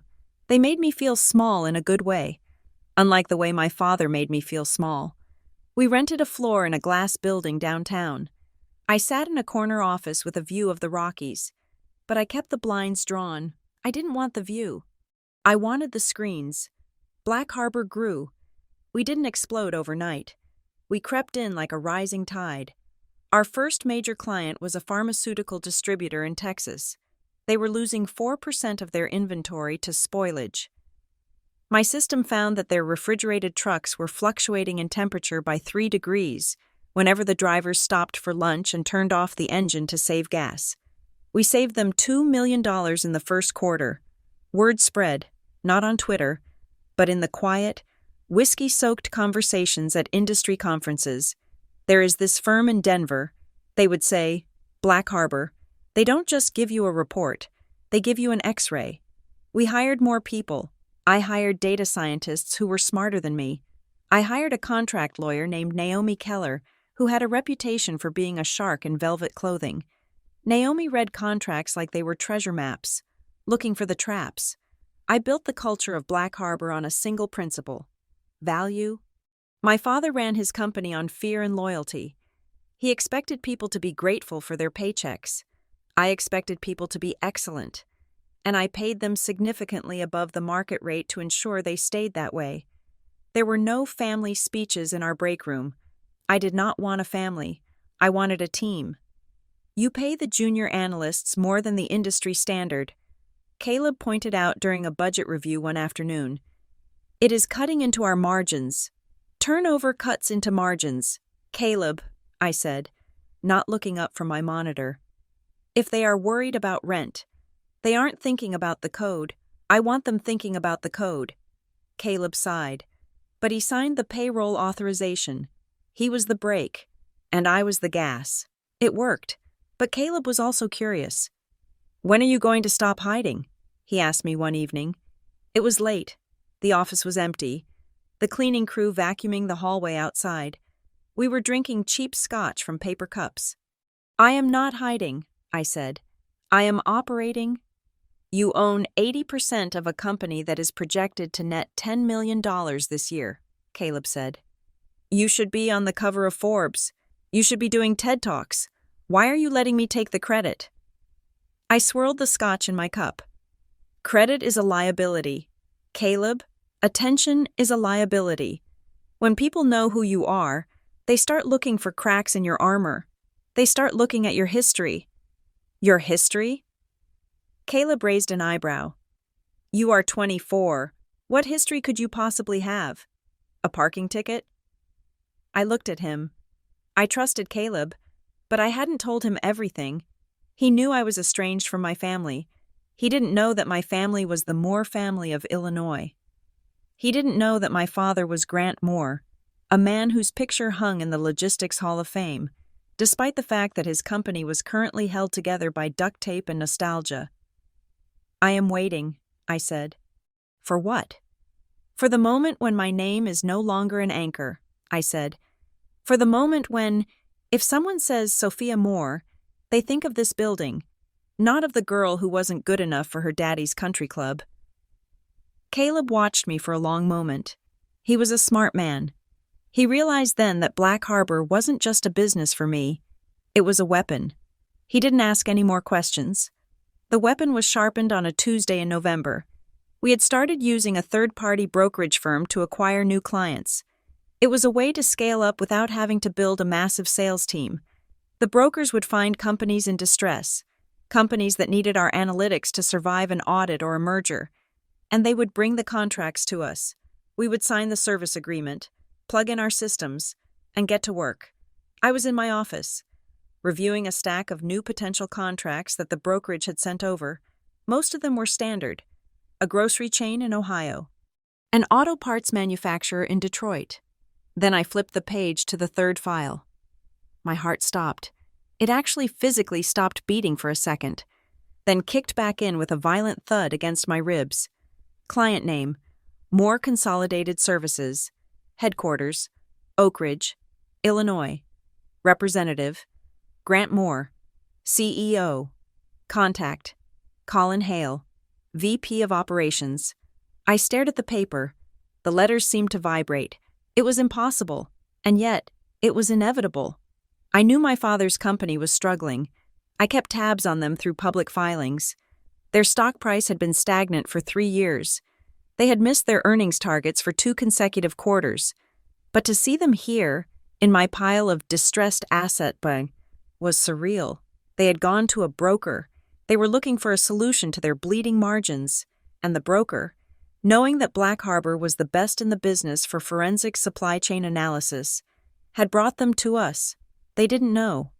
The contract was standard. It was blind. They knew the vendor was Black Harbor Metrics. They didn't know who owned Black Harbor Metrics. To them, we were just a vendor ID number and a service fee. I picked up the phone and dialed Caleb's extension. Come to my office, I said. Caleb walked in 2 minutes later, holding a tablet. What's wrong? You sound like you saw a ghost. The third contract, I said, pointing at the file on my desk. Moore Consolidated. Caleb picked it up. He scanned it. Yeah, I saw this. Big fish, old school legacy carrier. They are desperate for modernization. Their internal systems are dinosaur tech. It is a good contract. Sophia, $300,000 for the initial audit, plus a monthly retainer. Do we have the capacity? I asked, my voice steady, testing him. Easily, Caleb said. But why are you asking? You usually sign these without blinking. I stood up and walked to the window. I looked out at the Denver skyline, the steel and glass reflecting the cold winter sun. My last name is Moore, I said quietly. Silence filled the room. I could hear the hum of the server rack in the corner. Moore, Caleb repeated. He looked at the file, then at me. Moore Consolidated. Grant Moore. He put the pieces together. The estrangement. The drive. The refusal to use my name. Is he... Caleb started, then trailed off. He is my father, I said. And Colin Hale, the VP listed there, is my stepbrother. Caleb let out a low whistle. He sat down in one of the guest chairs, heavily. Well, that complicates things. You want me to kill the contract? We can tell the broker we have a conflict of interest. I turned back to face him. No, I said. Sophia, Caleb warned, his voice taking on that paternal tone I usually ignored. This is dangerous. If they find out it is you, they could sue. They could claim you are using insider information. Even if you aren't, it is messy. They won't find out, I said. Grant Moore is too arrogant to check the incorporation papers of a vendor. He thinks he is the king of the world. He assumes everyone working for him is a faceless drone. He won't look. I walked back to the desk and looked down at the contract. It was a request for access. They were asking us to come in and look at their books, their routing software, their inventory logs. They were inviting me into the heart of their fortress because they were too sick to keep the gates closed. They are bleeding, Caleb, I said. If they are coming to an outside firm like us, it means they are desperate. They are hiding losses. I can feel it. And what do you plan to do? Caleb asked. Save them? I laughed. It was a short, sharp sound. I plan to do exactly what they are paying us to do, I said. I am going to audit them. I am going to map every vein and artery of that company. I am going to find every dollar they are wasting, every corner they are cutting, and every lie they are telling their shareholders. And then, I said, I will decide if I want to stitch the wound closed, or if I want to let it bleed. Caleb looked at me with a mixture of concern and admiration. He adjusted his glasses. You realize, he said, that if you sign this, you are technically their employee. You are working for the man who kicked you out. No, Caleb, I corrected him. I picked up my pen. It was a heavy black fountain pen that I had bought with my first big check. I am not working for him. I am owning him. He just doesn't know it yet. I signed the contract. Sophia Moore. But on the copy that would go back to the broker. And then to Illinois. My signature would be buried under the corporate seal of Black Harbor Metrics, countersigned by Caleb Reed as the authorized officer. I handed the file to Caleb. Process it, I said. I want full access to their data server by Monday morning. And Caleb? Yes? Flag any transaction authorized by Colin Hale, I said. I have a feeling my stepbrother is not as good at math as he thinks he is.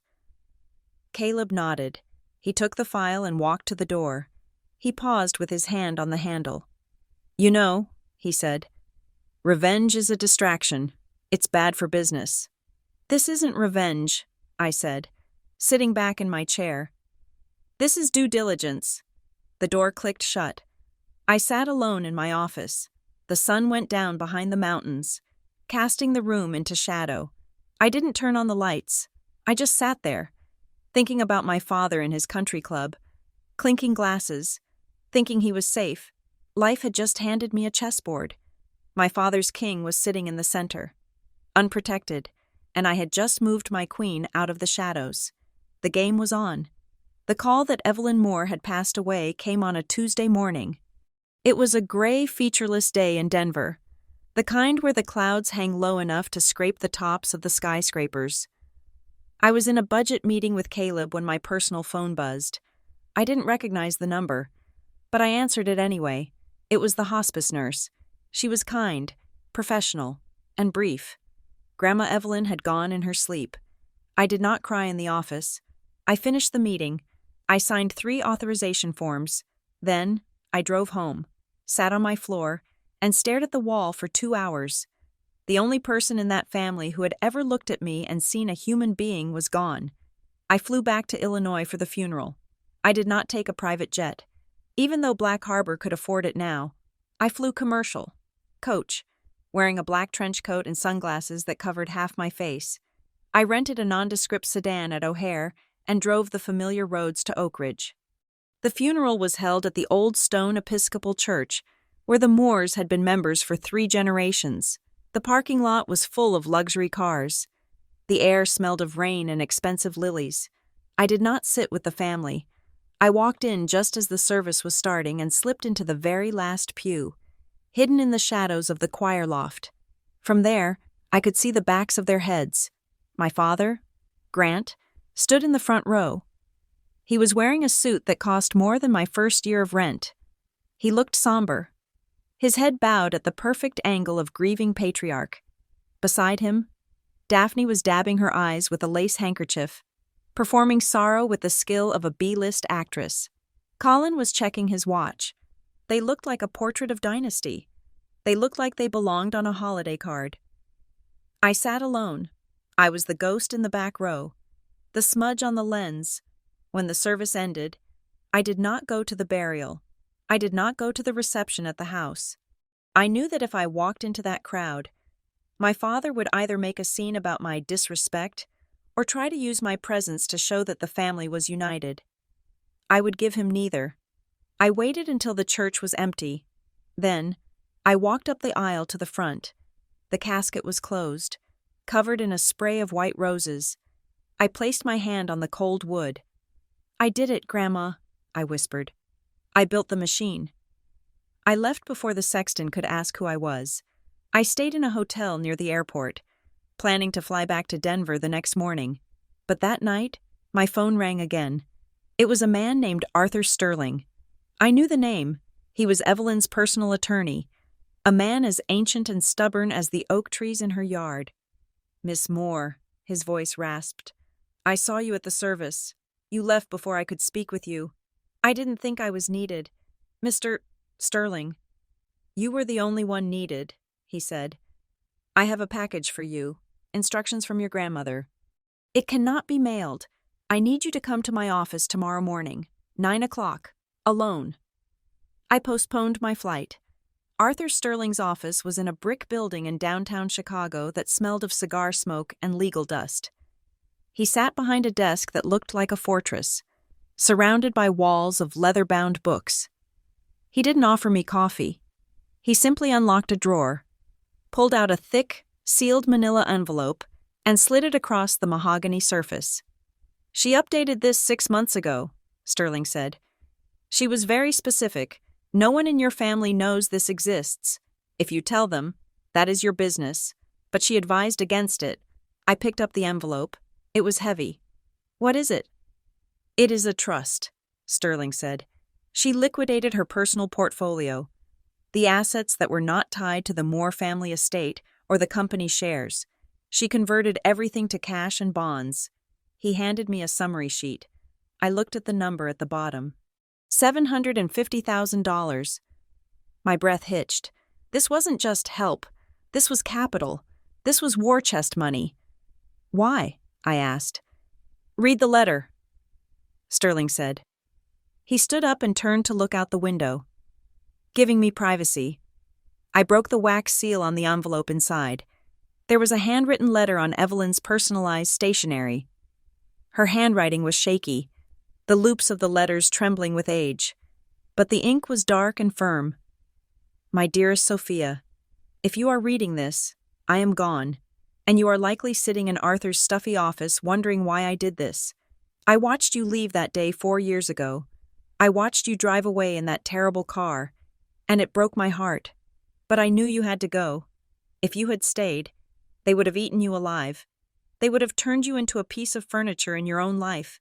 I could not save your 20s. Sophia, I was too old, and your father was too loud. I could not stop him from cutting you off without tearing the family apart while I was still alive to see it.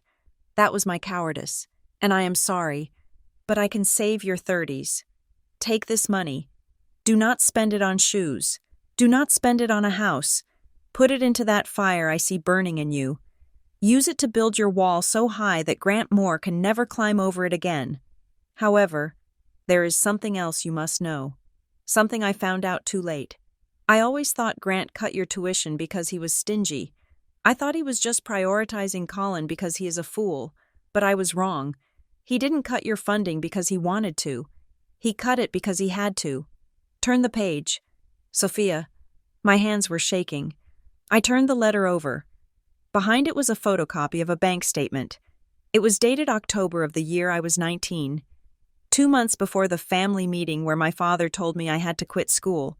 It was a statement for an account at First National Bank. The account name was the Catherine Moore Educational Trust, my mother's fund, the money she had saved from her own inheritance, specifically for my college, the money my father had sworn on her deathbed he would never touch. I looked at the transaction history. On October 12th, there was a single withdrawal. Withdrawal, $185,000. Transfer destination. More consolidated services. Operating account. I stared at the line. The numbers blurred. $185,000. He hadn't just stopped paying my tuition. He had stolen it. I read the rest of Evelyn's letter. I found this in his home office 3 years ago when I was looking for tax documents. He drained your mother's fund to cover a liquidity crisis at the company caused by a bad merger he tried to force through. He lost the money. Sophia, he panicked. He stole your future to plug a hole in his ship, and then he looked you in the eye and told you that you weren't worth the investment. He didn't want to admit he was a failure. So he made you the victim. I confronted him. We screamed at each other. That was the last time I truly spoke to him as a son. I told him he was a thief. He told me it was business survival. I started saving for you that day. It took me time to move the assets without him noticing. I hope it is enough. You are the only Moore who is worth a damn. Don't let them forget it. Love, Grandma. I put the letter down. I expected to feel hot anger. I expected to feel the urge to scream, to flip Arthur Sterling's desk, to drive to my father's house and burn it to the ground. But I didn't feel heat. I felt cold, a deep, absolute, glacial cold. For years, I had carried a small, hidden doubt in the back of my mind. The voice that said, maybe he was right. Maybe I wasn't good enough. Maybe I really was a burden. That voice died in that office. He hadn't rejected me. He had robbed me. He had looked at his 19-year-old daughter, who was grieving her mother and studying her heart out. And he had seen a piggy bank to smash, and then, to cover his crime, to hide his own incompetence as a CEO. He had constructed a narrative that I was the failure. He had humiliated me to protect his ego. Miss Moore? Sterling asked, turning back around. Are you all right? I looked up at him. My face felt like a mask of ice. I am fine, Mr. Sterling, I said. I am better than fine. I folded the bank statement and put it in my purse. That piece of paper was worth more than the $750,000. That paper was a weapon. It was proof that Grant Moore wasn't just a bad father. He was a fraud. The check is ready, Sterling said, handing me a cashier's check. Deposit it into this account, I said, writing down the routing number for Black Harbor's holding company. And Mr. Sterling? Yes? Thank you for keeping her secrets. I walked out of the office and into the Chicago wind.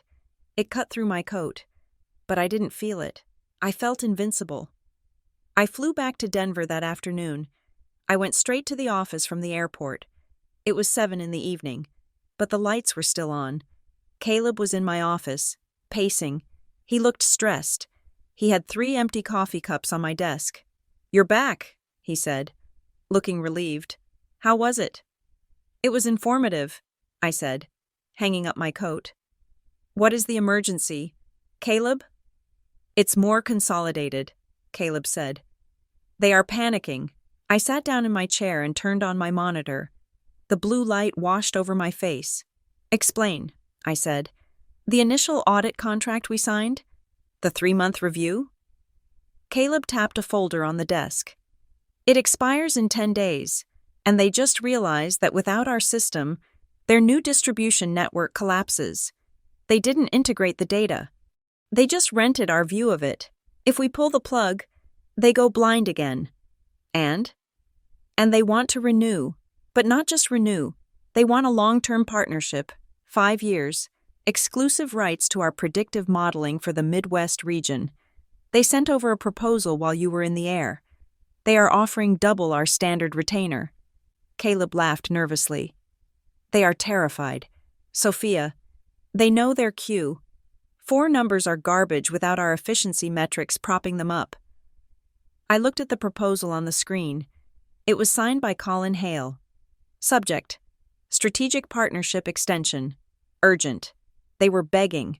They were on their knees, offering money they probably didn't have, to keep the lights on. And they still had no idea that the person holding the switch was the girl whose college fund they had embezzled. I touched the purse where I had hidden the bank statement. I could feel the paper through the leather. Caleb, I said quietly. Yeah? Don't sign it. Caleb stopped pacing. What, Sophia? It's a $2 million contract over 5 years. I know, I said. Don't sign it. Stall them. Tell them we are reviewing our capacity. Tell them we have other interested parties in the logistics sector and we aren't sure about exclusivity. You want to squeeze them for more money? Caleb asked. I looked at him. No, I said. I don't want their money. I want them to sweat. I want them to sit in that boardroom and wonder why the golden goose isn't laying eggs anymore. I want them to feel the walls closing in. I spun my chair to look out at the mountains. Grandma gave me a gift. Caleb, I said. She gave me the truth. And the truth is, they have been insolvent for a decade. They are running on fumes and theft. Sophia, this is getting personal, Caleb warned. It has always been personal, I said. Let them wait. Let them panic. And when they are desperate enough to agree to anything, then we will set the meeting. The meeting? The one where I introduce myself, I said. I opened the drawer and pulled out a fresh legal pad. I wrote one header at the top. The audit? It wasn't just about supply chains anymore. I was going to audit their souls, and I was going to make sure the balance sheet finally zeroed out. The invitation arrived on a Thursday, landing in my mailbox like a heavy cream-colored brick. It was weighted, the kind of paper stock that costs $3 a sheet. With edges dipped in gold leaf, the calligraphy was embossed, rising from the surface like a tactile scream for attention. The Board of Directors of More Consolidated Services cordially invites you to the retirement gala of Grant Moore. I ran my thumb over the raised letters of my father's name. It was so like him. Even his exit had to be plated in gold.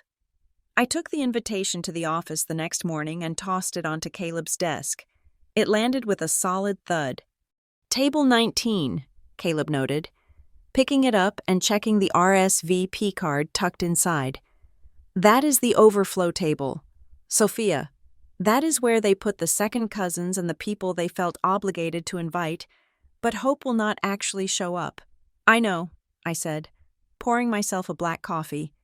It is usually near the kitchen doors. You get to smell the shrimp scampi before anyone else sees it. Caleb did not smile. He looked tired. The circles under his eyes were dark, a testament to the 70-hour weeks we had been pulling to manage our frantic growth. Speaking of More Consolidated, he said, shifting gears to the only topic that mattered. Colin called me again this morning, 3 times. He is persistent, I said. He is desperate, Caleb corrected. He knows the 3-month audit contract expires on Monday. He knows that the moment our software disconnects from their servers, their entire distribution logic goes dark. They will be back to using spreadsheets and gut feelings within an hour. Caleb opened his laptop and spun it around so I could see the screen. It was a draft of a new contract proposal, sent from Colin's office. Look at the terms. Sophia, Caleb said, they are offering a 5-year exclusive partnership. They are offering to increase our retainer by 40%. They are giving us full autonomy over their logistics data. I looked at the numbers.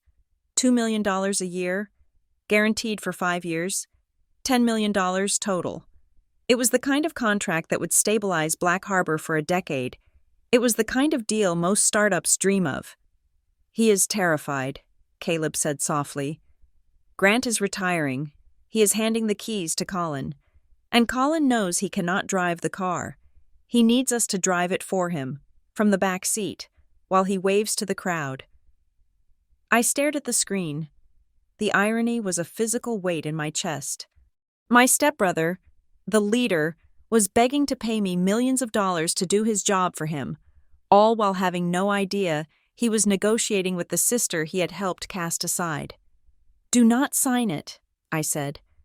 Sophia, Caleb sighed, I know you want to make them sweat, but this is business. This is a lot of money. It is not about the money, I said. It is about the truth. If we sign this, we save them. Again, we become the invisible crutch that keeps them standing. I am done being the crutch. Caleb, so what are you going to do?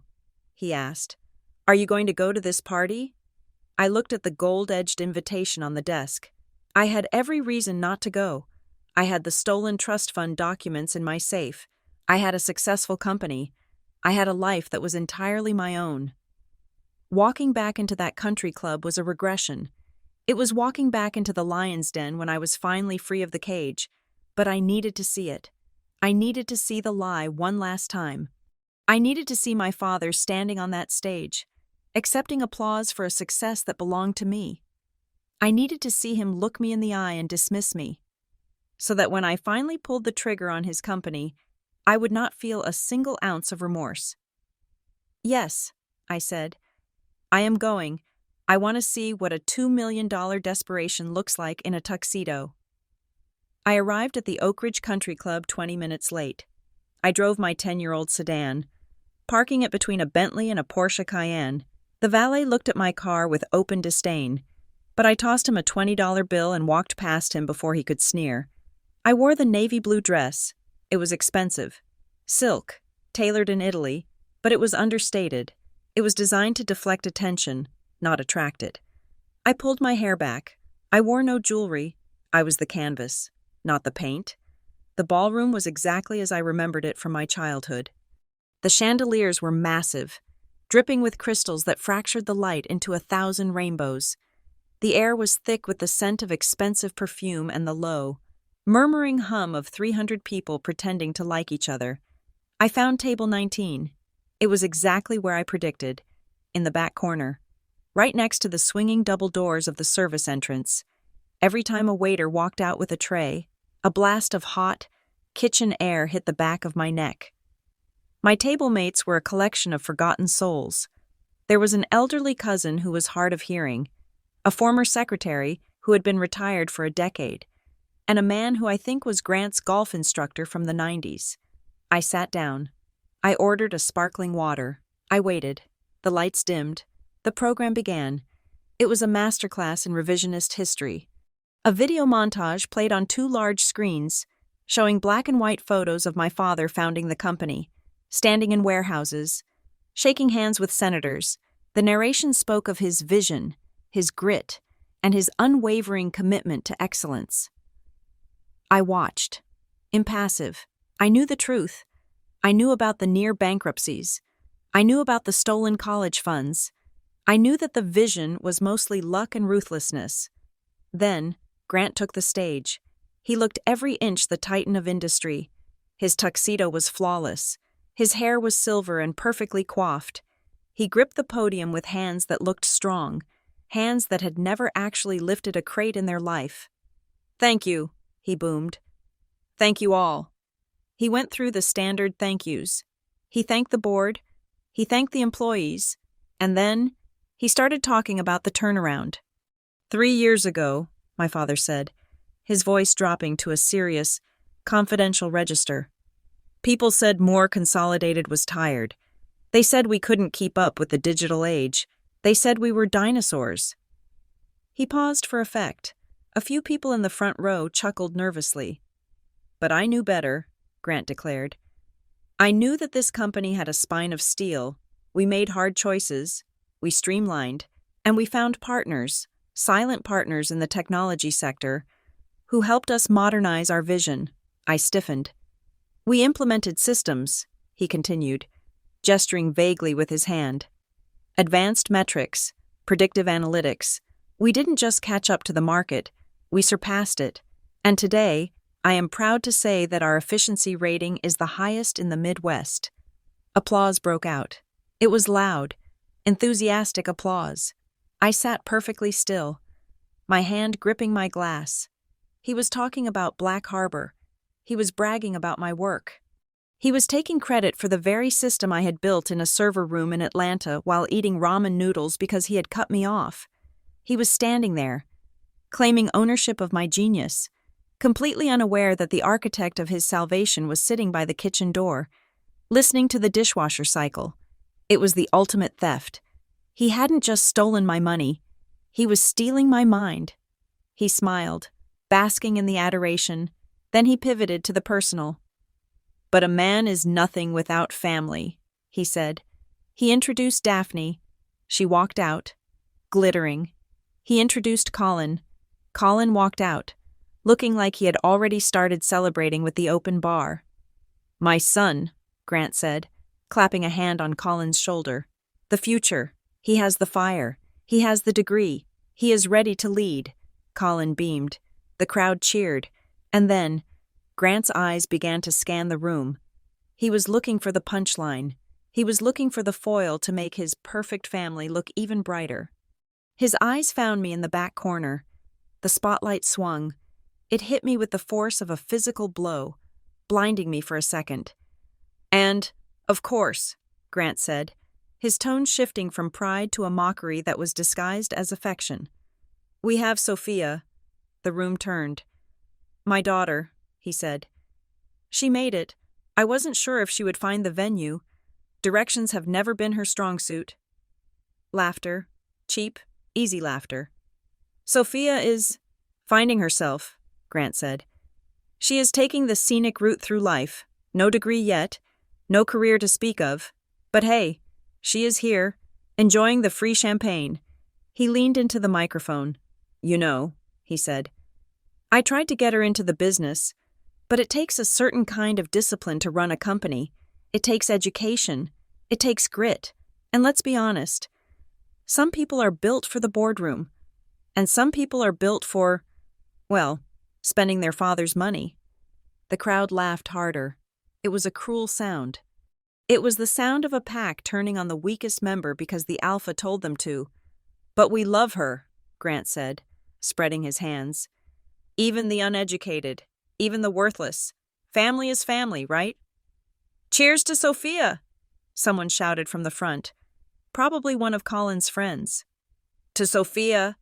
the crowd echoed, raising their glasses in a toast to my failure. I looked at my father. In the past, this moment would have crushed me. I would have shrunk down in my chair. I would have felt the hot shame burning my face. I would have believed him. But tonight, sitting there in the glare of the spotlight, I felt something else entirely. I felt power. I looked at him, and I didn't see a giant. I saw a thief. I saw a liar. And I saw a man who was standing on a trapdoor that I controlled. He called me uneducated. I had learned more in 4 years of survival than he had learned in 40 years of privilege. He called me worthless.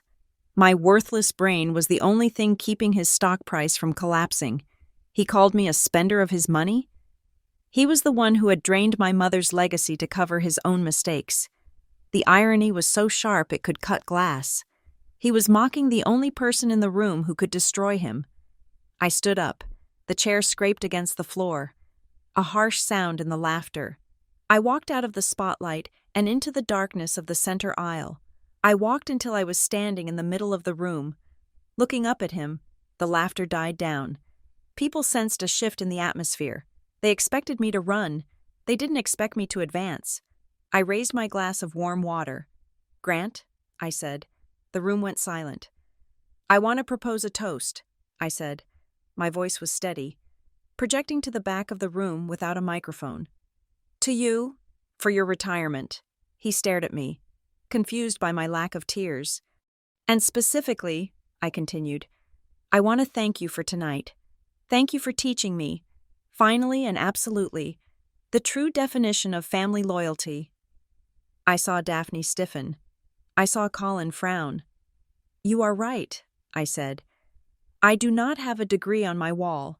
I do not have a title in your company, and I certainly do not have the public approval you crave so desperately." I smiled. It was a cold smile. "But I do have my dignity," I said, "and as of this moment, that is the one thing you can no longer afford to buy." I paused. I let the silence stretch until it was uncomfortable. "Cheers," I said. "This is the last time anyone here will see me in the role of his daughter." I drank.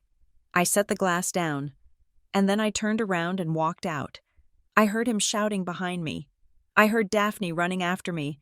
I heard the chaos erupting as the perfect retirement went off script, but I wasn't listening to them anymore.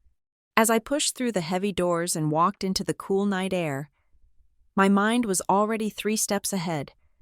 I wasn't just leaving a party. I was leaving a contract. My father thought he was mocking a helpless girl. He didn't know he had just insulted the CEO of Black Harbor Metrics. I reached into my purse and pulled out my phone. I had a text from Caleb. Caleb. Colin just emailed again. He raised the offer. $2.5 million a year. He says it is urgent. I looked at the message. Then I looked back at the glowing windows of the country club, where my father was likely trying to spin my exit as a drunken outburst. I typed a reply to Caleb. Sophia. Prepare the termination notice. Caleb. What? Are you sure? Sophia. I am sure. Draft it. Cite strategic realignment. Send it to them on Monday morning. I hit send. I walked to my car. The night was quiet. The crickets were chirping. I had walked into that party as a victim. I was walking out as the executioner. My father had built his stage. He had turned on the lights.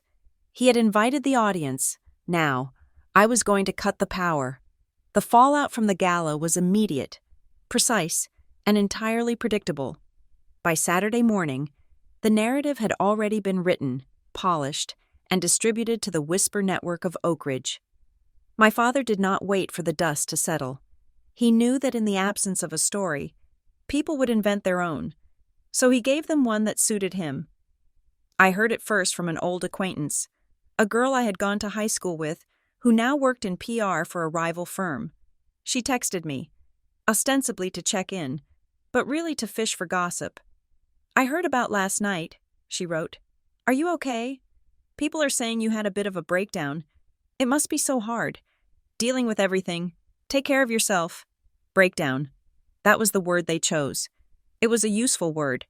It stripped my actions of intent and painted them as symptoms of a fragile mind. If I was having a breakdown, then my toast wasn't a condemnation of my father's cruelty. It was just the rambling of a hysterical daughter. If I was unstable, then my walking out wasn't an act of defiance. It was a cry for help. It was the oldest trick in the gaslighting playbook. If you cannot refute the message, you destroy the credibility of the messenger. I sat in my apartment in Denver, drinking coffee, watching the rumors swirl like stormwater down a drain. They said I was jealous of Colin's success. They said I had shown up drunk. They said I had been struggling with issues for years, and the family was doing their best to support me privately. It made my blood run cold, but it also clarified things. There was no going back. There was no bridge left to burn because they had already detonated it from their side. Then came the phone call. It wasn't my father. Grant Moore did not make phone calls when he felt he had the upper hand. He waited for apologies. It wasn't Daphne, either. It was Arthur Vance. Vance was a longtime associate of my father, a man who sat on the boards of half the logistics companies in Illinois. He was the kind of man who smiled with his mouth, while his eyes calculated your net worth. Sophia, he said when I answered, his voice smooth and paternal. I was so sorry to see you leave so abruptly last night. We were all quite worried. I am fine. Arthur, I said, putting him on speaker while I opened my laptop. It was just a long night. Of course, he said. Emotions run high at these things. End of an era and all that. He paused. I could hear the rustle of papers on his end. You know, he continued, his tone shifting ever so slightly into something sharper. It is funny. I was talking to a few people after you left. Someone mentioned that you have been doing well for yourself out west. Working in tech? I consult, I said vaguely. Right, consulting, Vance said. Actually, a rumor started going around. You know how these parties are. That you might have some connection to a firm called Black Harbor Metrics. Is that true? My fingers hovered over the keyboard. They were fishing. They didn't know. If they knew, they wouldn't be asking. They would be suing. But someone had connected the dots. Maybe they saw my car with Colorado plates. Maybe someone had looked up my LinkedIn and saw data analyst and made a leap. I know of them, I said, my voice steady. They are big in the industry right now. Indeed they are, Vance said. We use them. Actually, more Consolidated does. Fantastic work, but very secretive. Nobody seems to know who runs the show over there. I just thought, if you knew them, maybe you could make an introduction? Your father is looking to expand the partnership. I am afraid I can't help you with that. Arthur, I said. I am just a freelancer. I don't run in those circles. A pity, Vance said, his voice cooling instantly. Well, take care, Sophia, and do get some rest. You sounded tired. He hung up. He was probing. He was trying to find a lever. If I admitted a connection, they would try to exploit it. If I denied it, they would keep digging. I looked at my phone. A text message had come in while I was on the call. It was from Colin. Colin, nice show last night. Hope you enjoyed the attention. But don't think you can embarrass Dad and walk away. We know you are up to something. Don't play games. Sophia, this family has lawyers. Expensive ones. I stared at the screen. This family has lawyers. He had no idea. I didn't reply. Instead, I grabbed my keys and drove to the glass-walled office building in downtown Denver where Naomi Keller practiced law. Naomi was waiting for me. She was a woman who wore sharp suits and sharper expressions. She had been my corporate counsel for 2 years, and she knew where all the bodies were buried because she had helped me dig the graves. I sat down in her office. I didn't waste time with pleasantries. They are sniffing around, I said. Vance called me. Colin is making threats. They suspect I'm involved with Black Harbor, but they don't have proof yet. Naomi nodded, tapping a pen against her legal pad. Suspecting is not knowing. Sophia, and knowing is not proving. Your corporate veil is ironclad. You are listed as a consultant on the payroll, not an officer. The ownership is buried under 3 layers of holding companies in Delaware. Unless they get a court order to pierce the veil, they are just guessing. They want to sue, I said. Colin threatened legal action. On what grounds? Naomi asked, raising an eyebrow. Embarrassment? That is not a tort. Did you sign a non-disclosure agreement with them personally? No. Did you defame them? Did you say anything untrue? I called them disloyal, I said, and I said I was done. Opinion and fact, Naomi said. Not actionable. She opened a thick file on her desk. It was the master service agreement between Black Harbor Metrics and More Consolidated Services.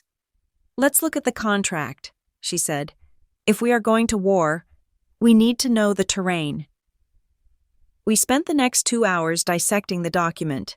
It was a standard service agreement, but in the hands of a lawyer like Naomi, it became a weapon.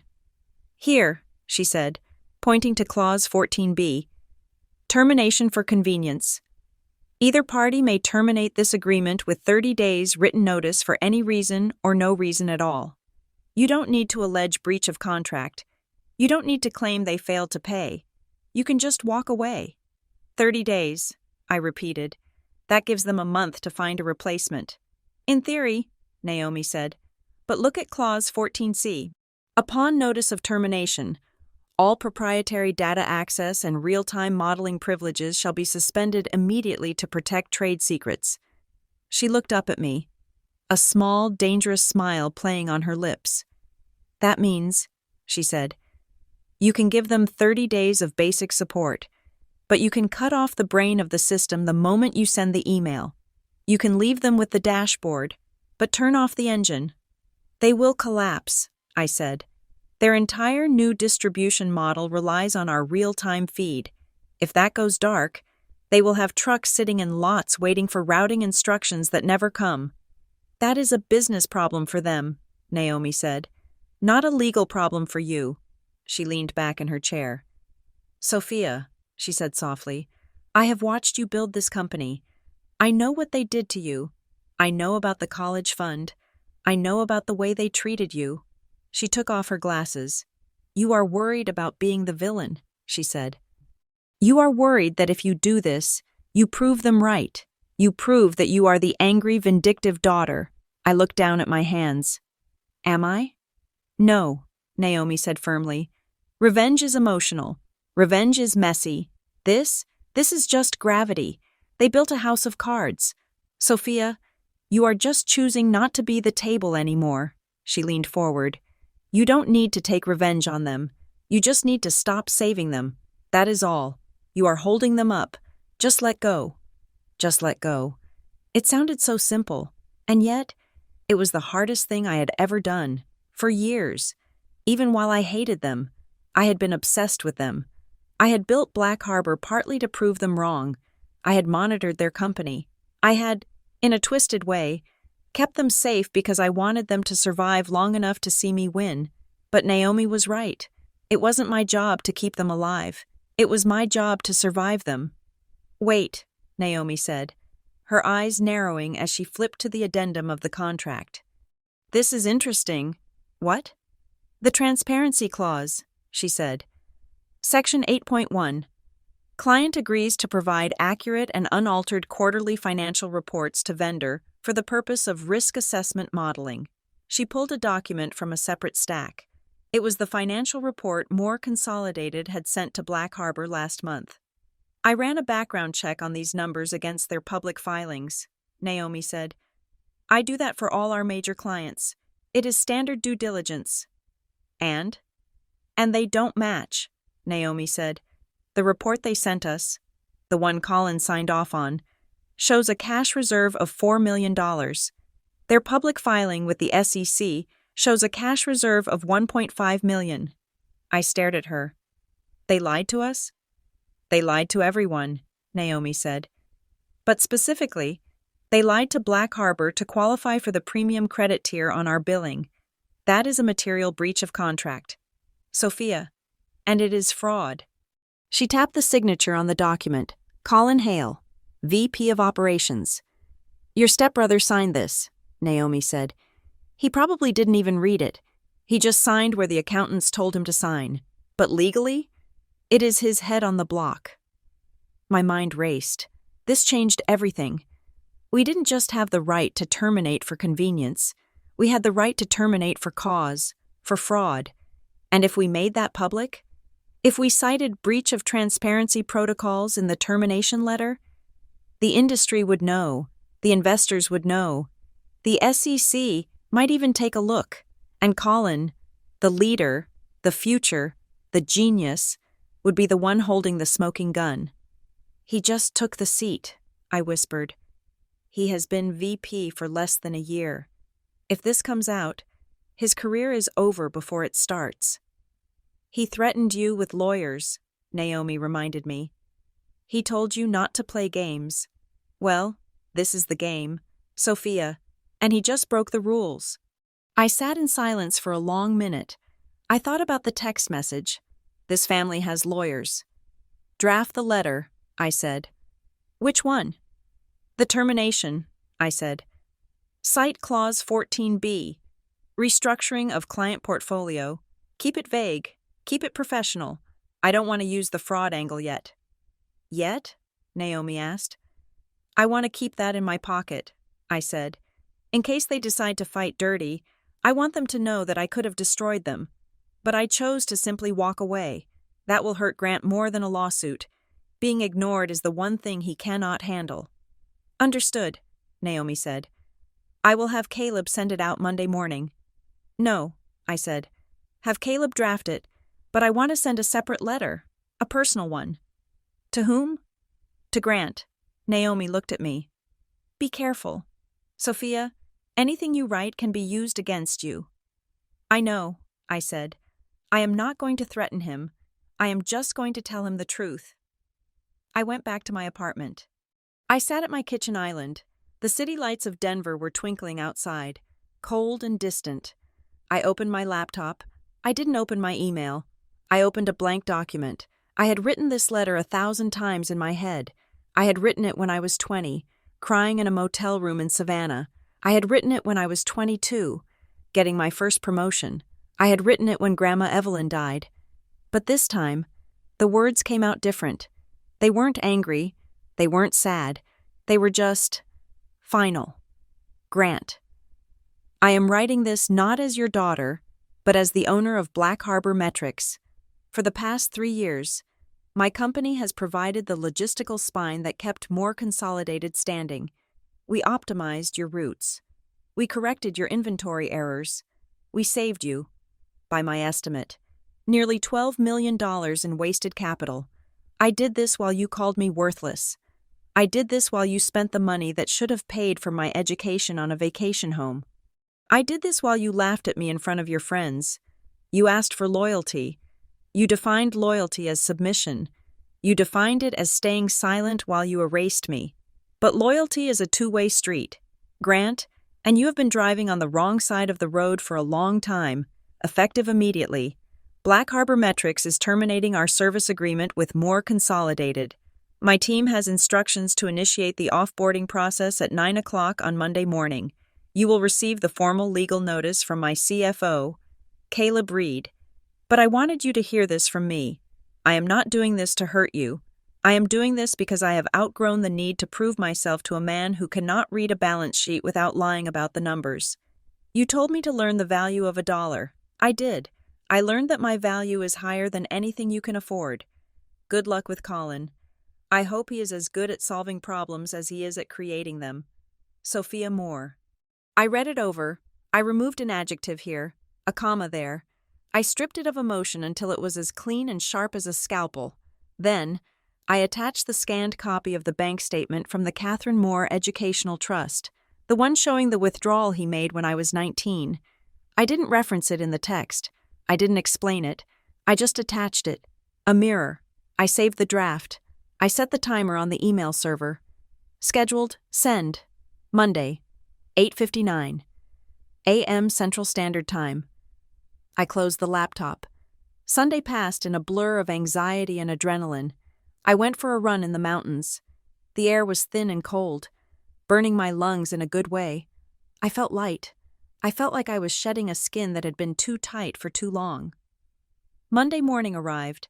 I was in the Black Harbor office at 7 o'clock. Caleb was there too. He looked nervous. "Are we really doing this?" he asked, hovering over his keyboard. "We are doing it," I said. "The board at More Consolidated is going to lose their minds," Caleb said. "Their stock will drop 10 points if news gets out that they lost their primary tech partner." "That is not our concern," I said. The clock on the wall ticked. 8:55, 8:58, 8:59. I watched the second hand sweep past the 12. "Send it," I said to Caleb. He hit enter. The official termination notice was gone, at the exact same second. My private email to Grant was released from the server. I imagined the scene in Oak Ridge. It was 9 o'clock. My father would be sitting in his office, drinking his second cup of coffee, feeling important. Daphne would be browsing catalogs.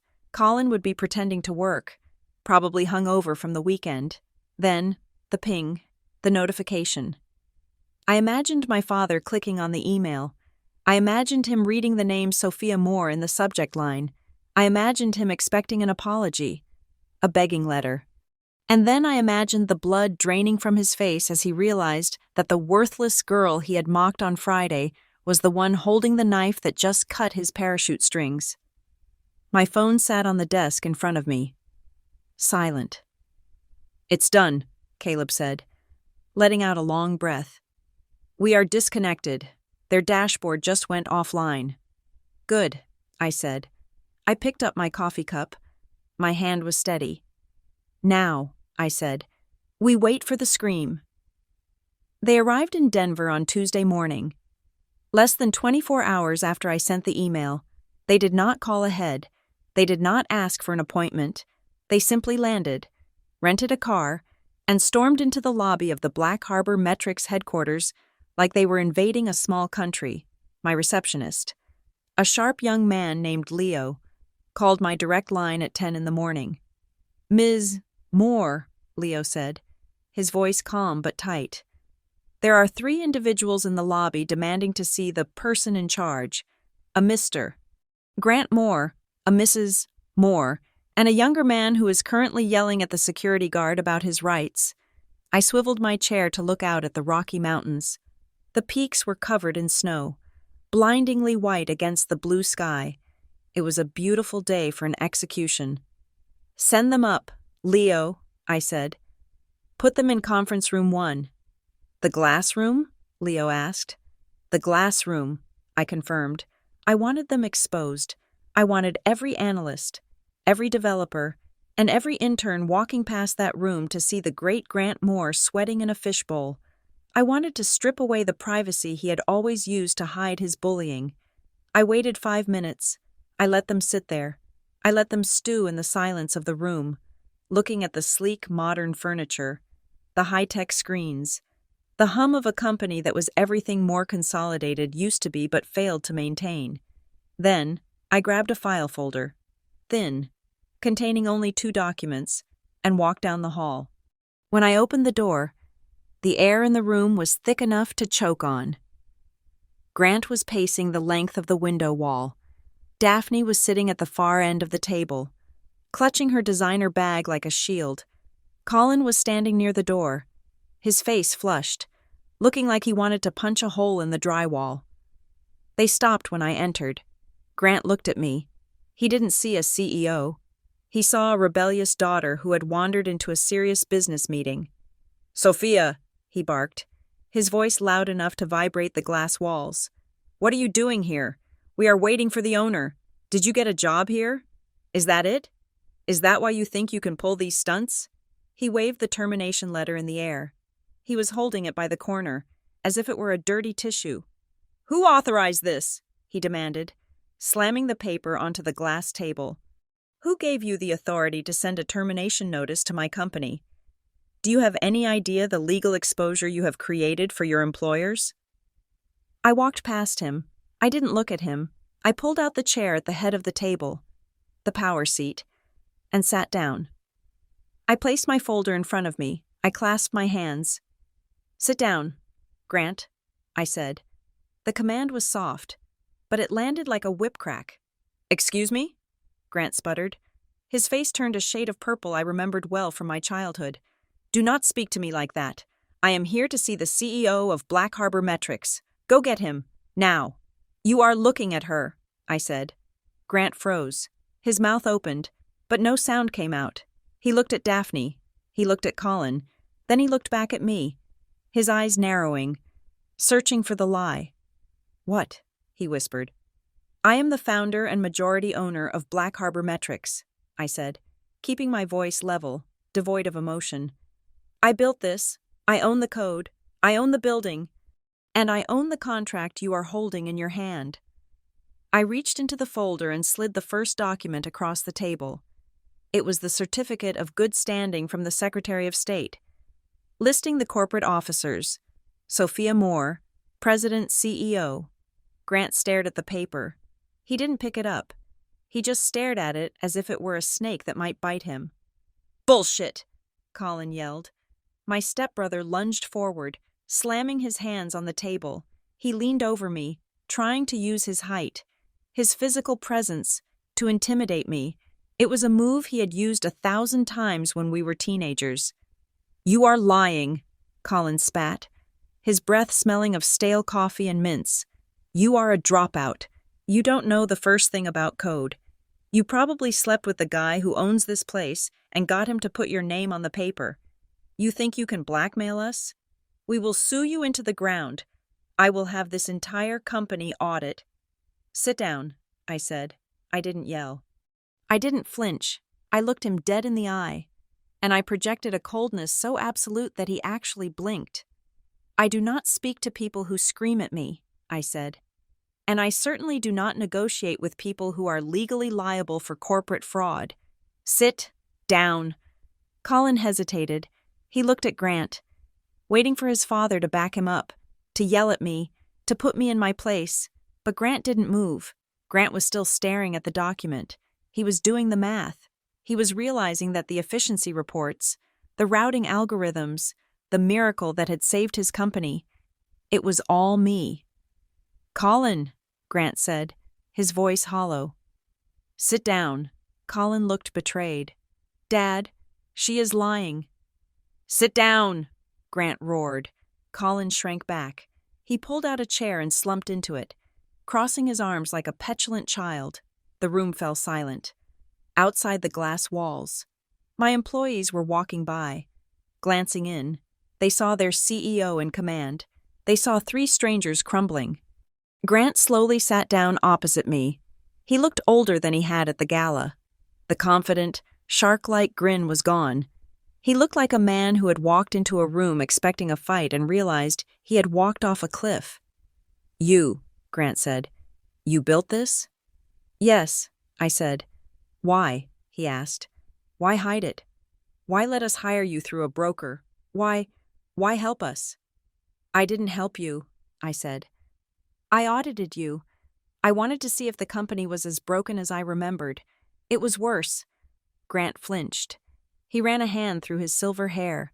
He looked at Daphne, who was staring at me with wide, terrified eyes. She had always dismissed me as Grant's problem. Now, she was realizing I was Grant's judge.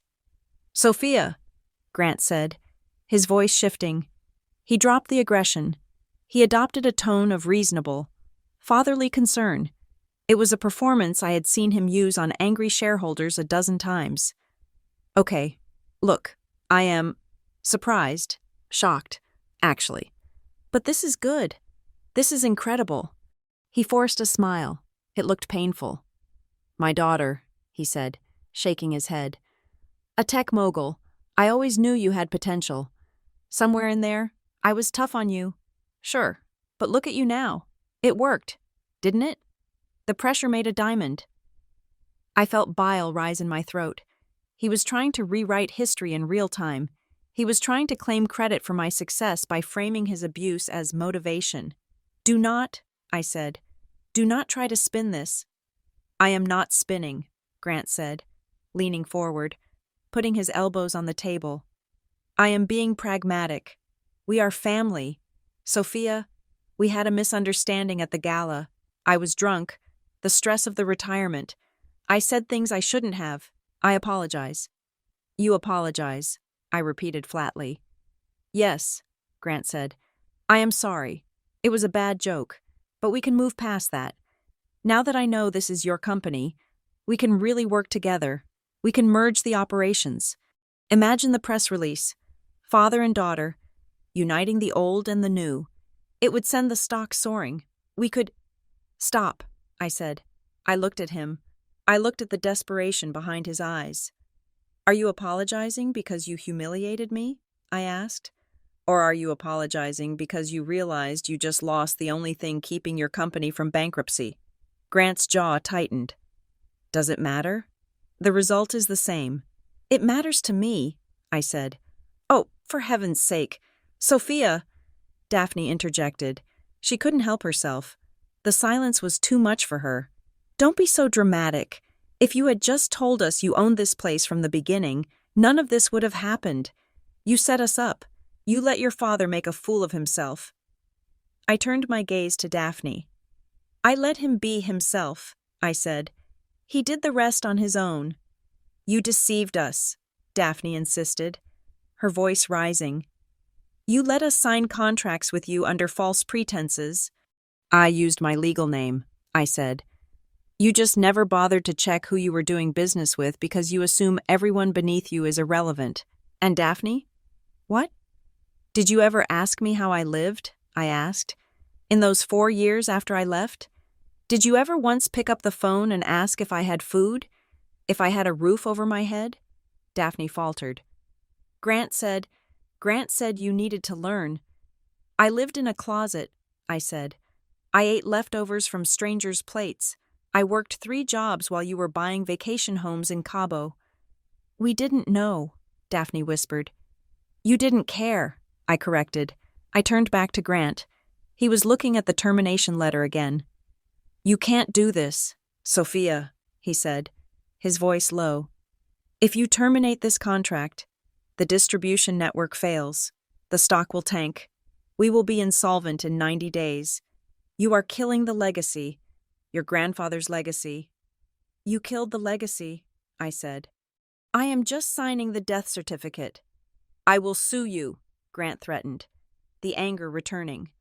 "I will claim conflict of interest. I will claim you used insider knowledge to sabotage us." "Go ahead," I said. "But before you call your lawyers, you might want to look at the second document in the folder." I slid the final piece of paper across the glass table. It was the photocopy of the bank transaction from the Catherine Moore Educational Trust. The date? October 12th, 9 years ago. The amount? $185,000. The destination? More consolidated services. Grant looked at it. The color drained from his face so fast, it was like someone had pulled a plug. He went gray. His mouth opened, then closed. He looked up at me, and for the first time in my entire life, I saw genuine, unadulterated fear in his eyes. "What is that?" Colin asked, leaning in to look. "What does that mean?" Grant slapped his hand over the paper, trying to hide it. "It's nothing," Grant said, his voice shaking. "It is not nothing," I said. "Show them, Grant. Show your wife and your heir how you funded the company during the last liquidity crisis." Grant didn't move. He kept his hand pressed down on the paper, breathing hard. "What is it, Grant?" Daphne asked, her voice sharp. She reached over and pulled his hand away. She looked at the document. She read the account name, Catherine Moore Educational Trust. Daphne wasn't stupid. She knew about the trust. She knew it was sacrosanct. "You withdrew it?" Daphne whispered, looking at her husband. "You told me the market wiped it out. You told me the crash took Sophia's money." "I had to," Grant hissed, looking cornered. "The merger was failing. We needed cash to cover the payroll. I was going to pay it back." "But you didn't," I said. "You stole my mother's money, the money she left to ensure I wouldn't be trapped by you, and you used it to patch a hole in your sinking ship. And then, when the money was gone, you called a family meeting and told me I wasn't worth the tuition. You told me I had to quit school because of hard choices." I leaned forward. "You let me believe I was a burden," I said. "You let me carry the shame of being too expensive for the family, but I wasn't expensive. Grant, I was the donor. You have been living on my money for 9 years." The room was silent. Even Colin was quiet. He looked at his father with a mixture of shock and disgust.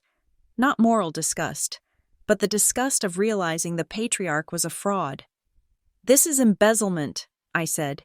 "It is a felony, and since you crossed state lines to move the funds, it is federal." Grant slumped in his chair. He looked small. He looked defeated. The titan of industry was just a petty thief in an expensive suit. "What do you want?" Grant whispered. "Money? We can sell the Cabo house. I can pay you back, with interest." "I don't want your money," I said. "I have more money than you do." "Then what?" he asked. "You want to ruin me? You want to send me to jail?" I looked at him. I thought about it. I thought about calling the FBI. I thought about watching him walk out of his house in handcuffs. But that would mean a trial. That would mean testimony. That would mean being Grant Moore's daughter in the headlines for another 2 years. "No," I said. "I don't want you in jail. I want you gone." I stood up. I walked to the glass wall and looked out at my employees working in the open plan office. They were building things. They were solving problems. They were the future. "Here are the terms," I said, without turning around. 1. The termination of the contract stands. More Consolidated is on its own. If you survive, fine. If you fail, that is your problem. "Sophia, please," Grant started. 2, I continued, ignoring him. "You will never contact me again. You will not call. You will not email. You will not send Christmas cards.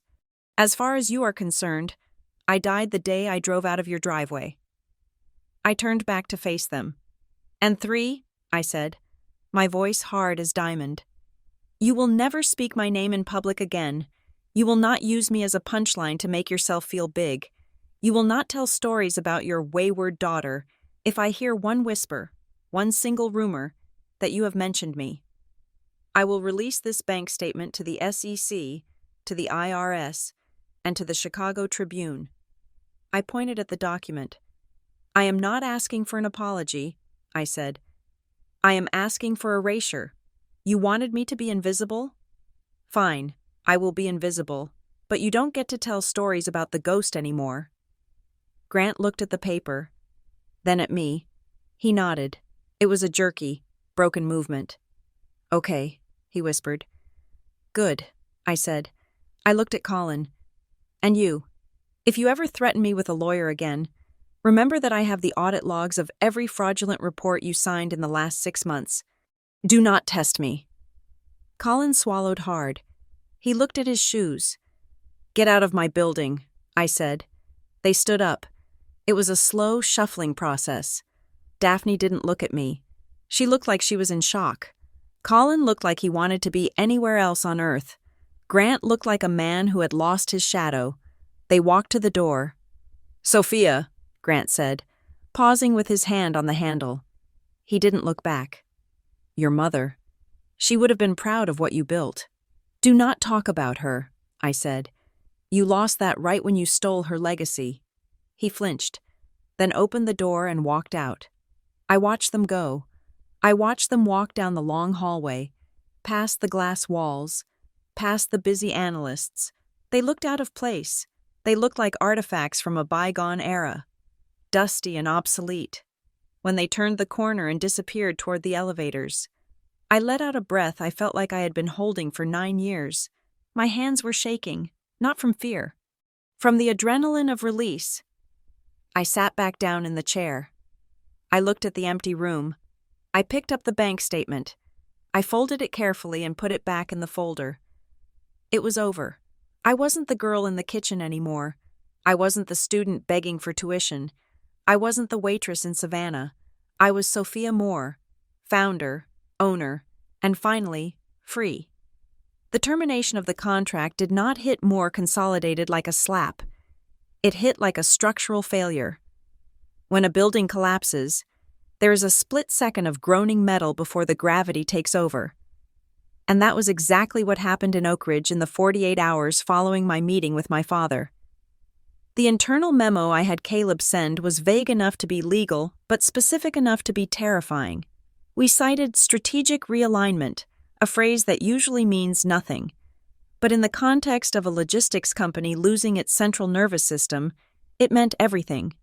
By Wednesday morning, the trucks were still running, but they were running blind. Drivers were missing delivery windows. Warehouses were overstocking perishable goods. The predictive pricing model that had kept their margins thin but profitable had simply vanished from their screens, replaced by a blinking cursor and a system offline notification. The silence in my office in Denver was peaceful. The noise in Illinois, I imagined, was deafening. My phone rang on Thursday afternoon. It was not my father. It was the secretary of the board of directors for Moore Consolidated. Ms. Moore, she said, her voice trembling slightly. The board is convening an emergency session at 4 o'clock. They are formally requesting your attendance via video link. They understand there has been a breakdown in the vendor relationship. I am not a vendor anymore, I said, looking at the snow falling outside my window. I am a competitor. Please, she said. The chairman, Mr. Harrison, specifically asked for you. He said the survival of the firm is on the table. I agreed, not because I owed them anything, but because I wanted to finish what I had started. I wanted to close the book, and I wanted witnesses. At 4 o'clock, I logged into the secure video conference. My face appeared on the massive screen at the head of the boardroom table in Oak Ridge, the same table where, years ago, my father had probably decided to steal my college fund. The room was full. 12 men and women in dark suits sat around the mahogany expanse. They looked grave. At the far end, looking like prisoners awaiting sentencing, sat Grant and Colin. Daphne was not there. This was a place for the execution of careers, not socialites. Grant looked haggard.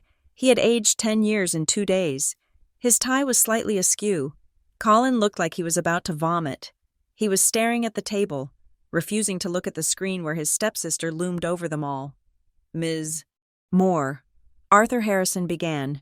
He was the lead independent director, a man of few words and immense influence. Thank you for joining us.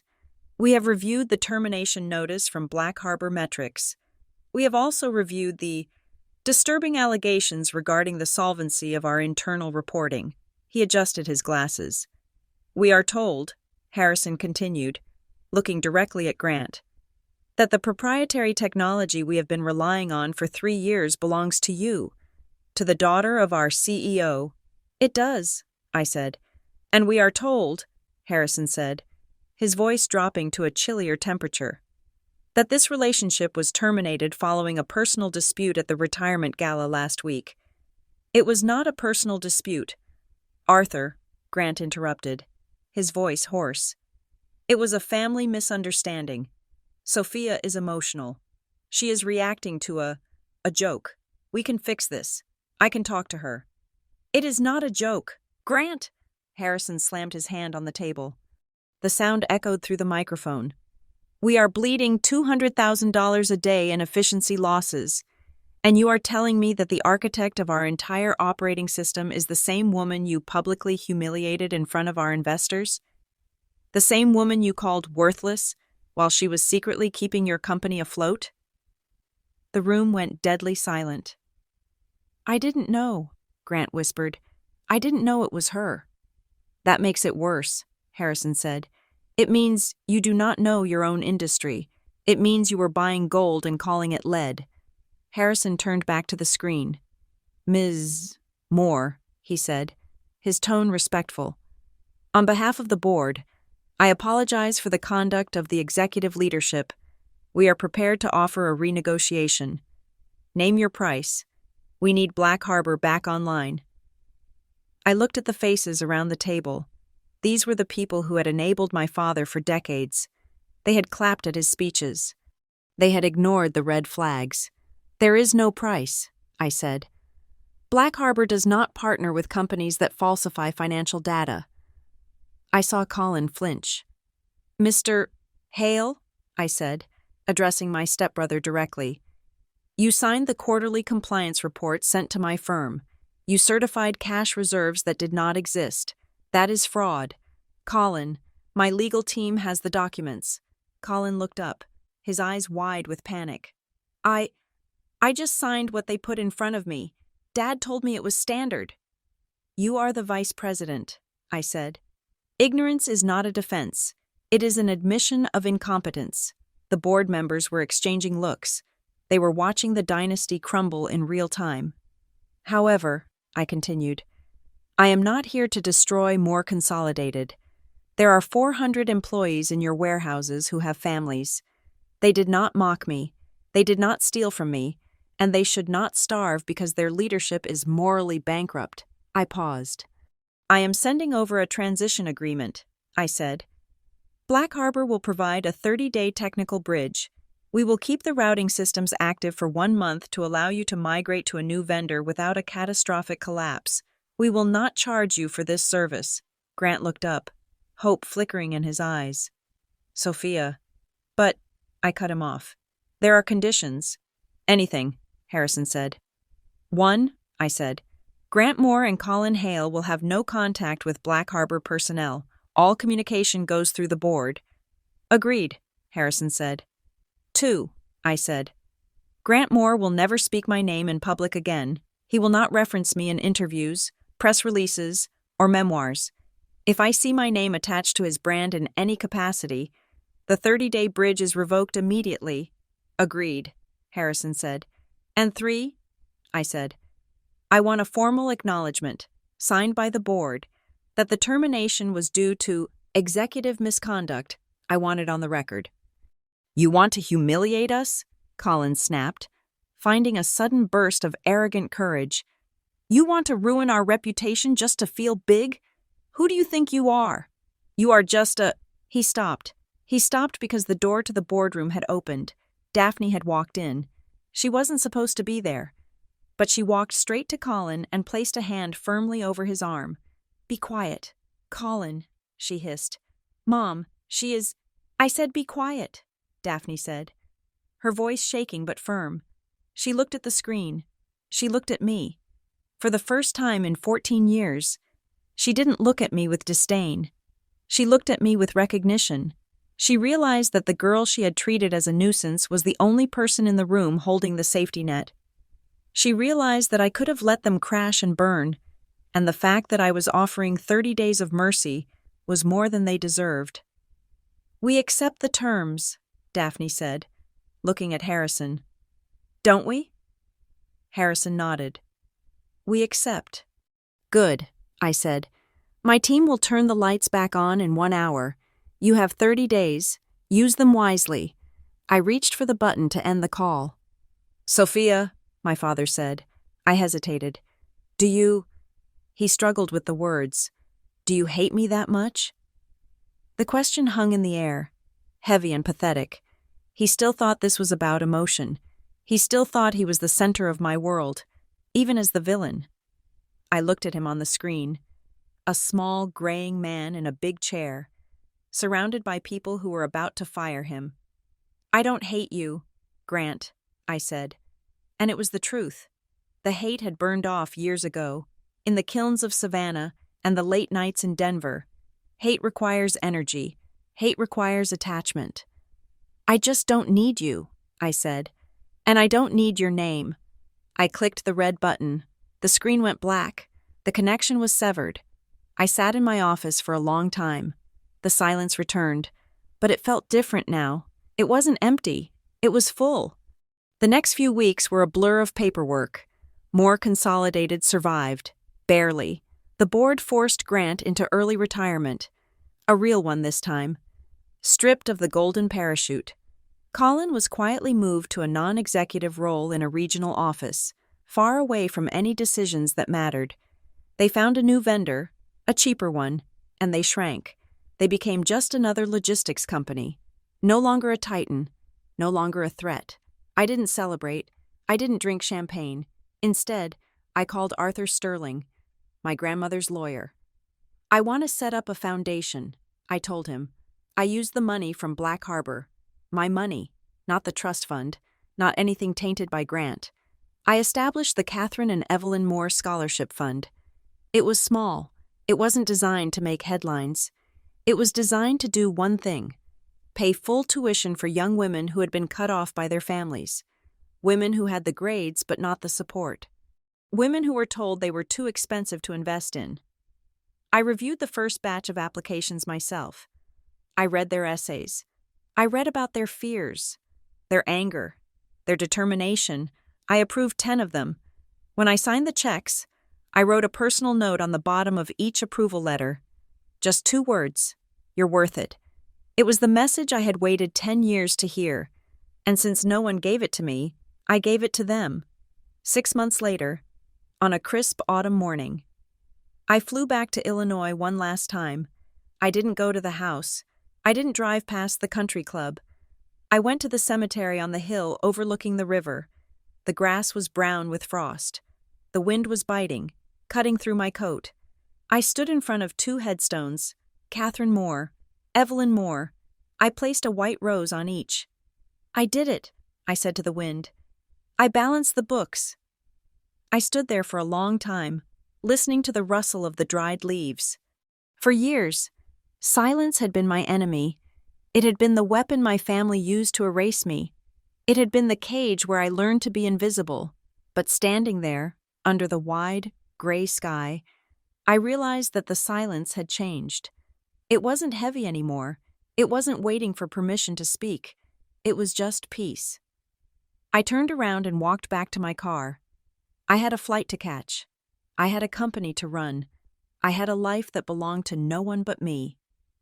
I started the engine. I didn't look in the rearview mirror. There was nothing behind me that I needed.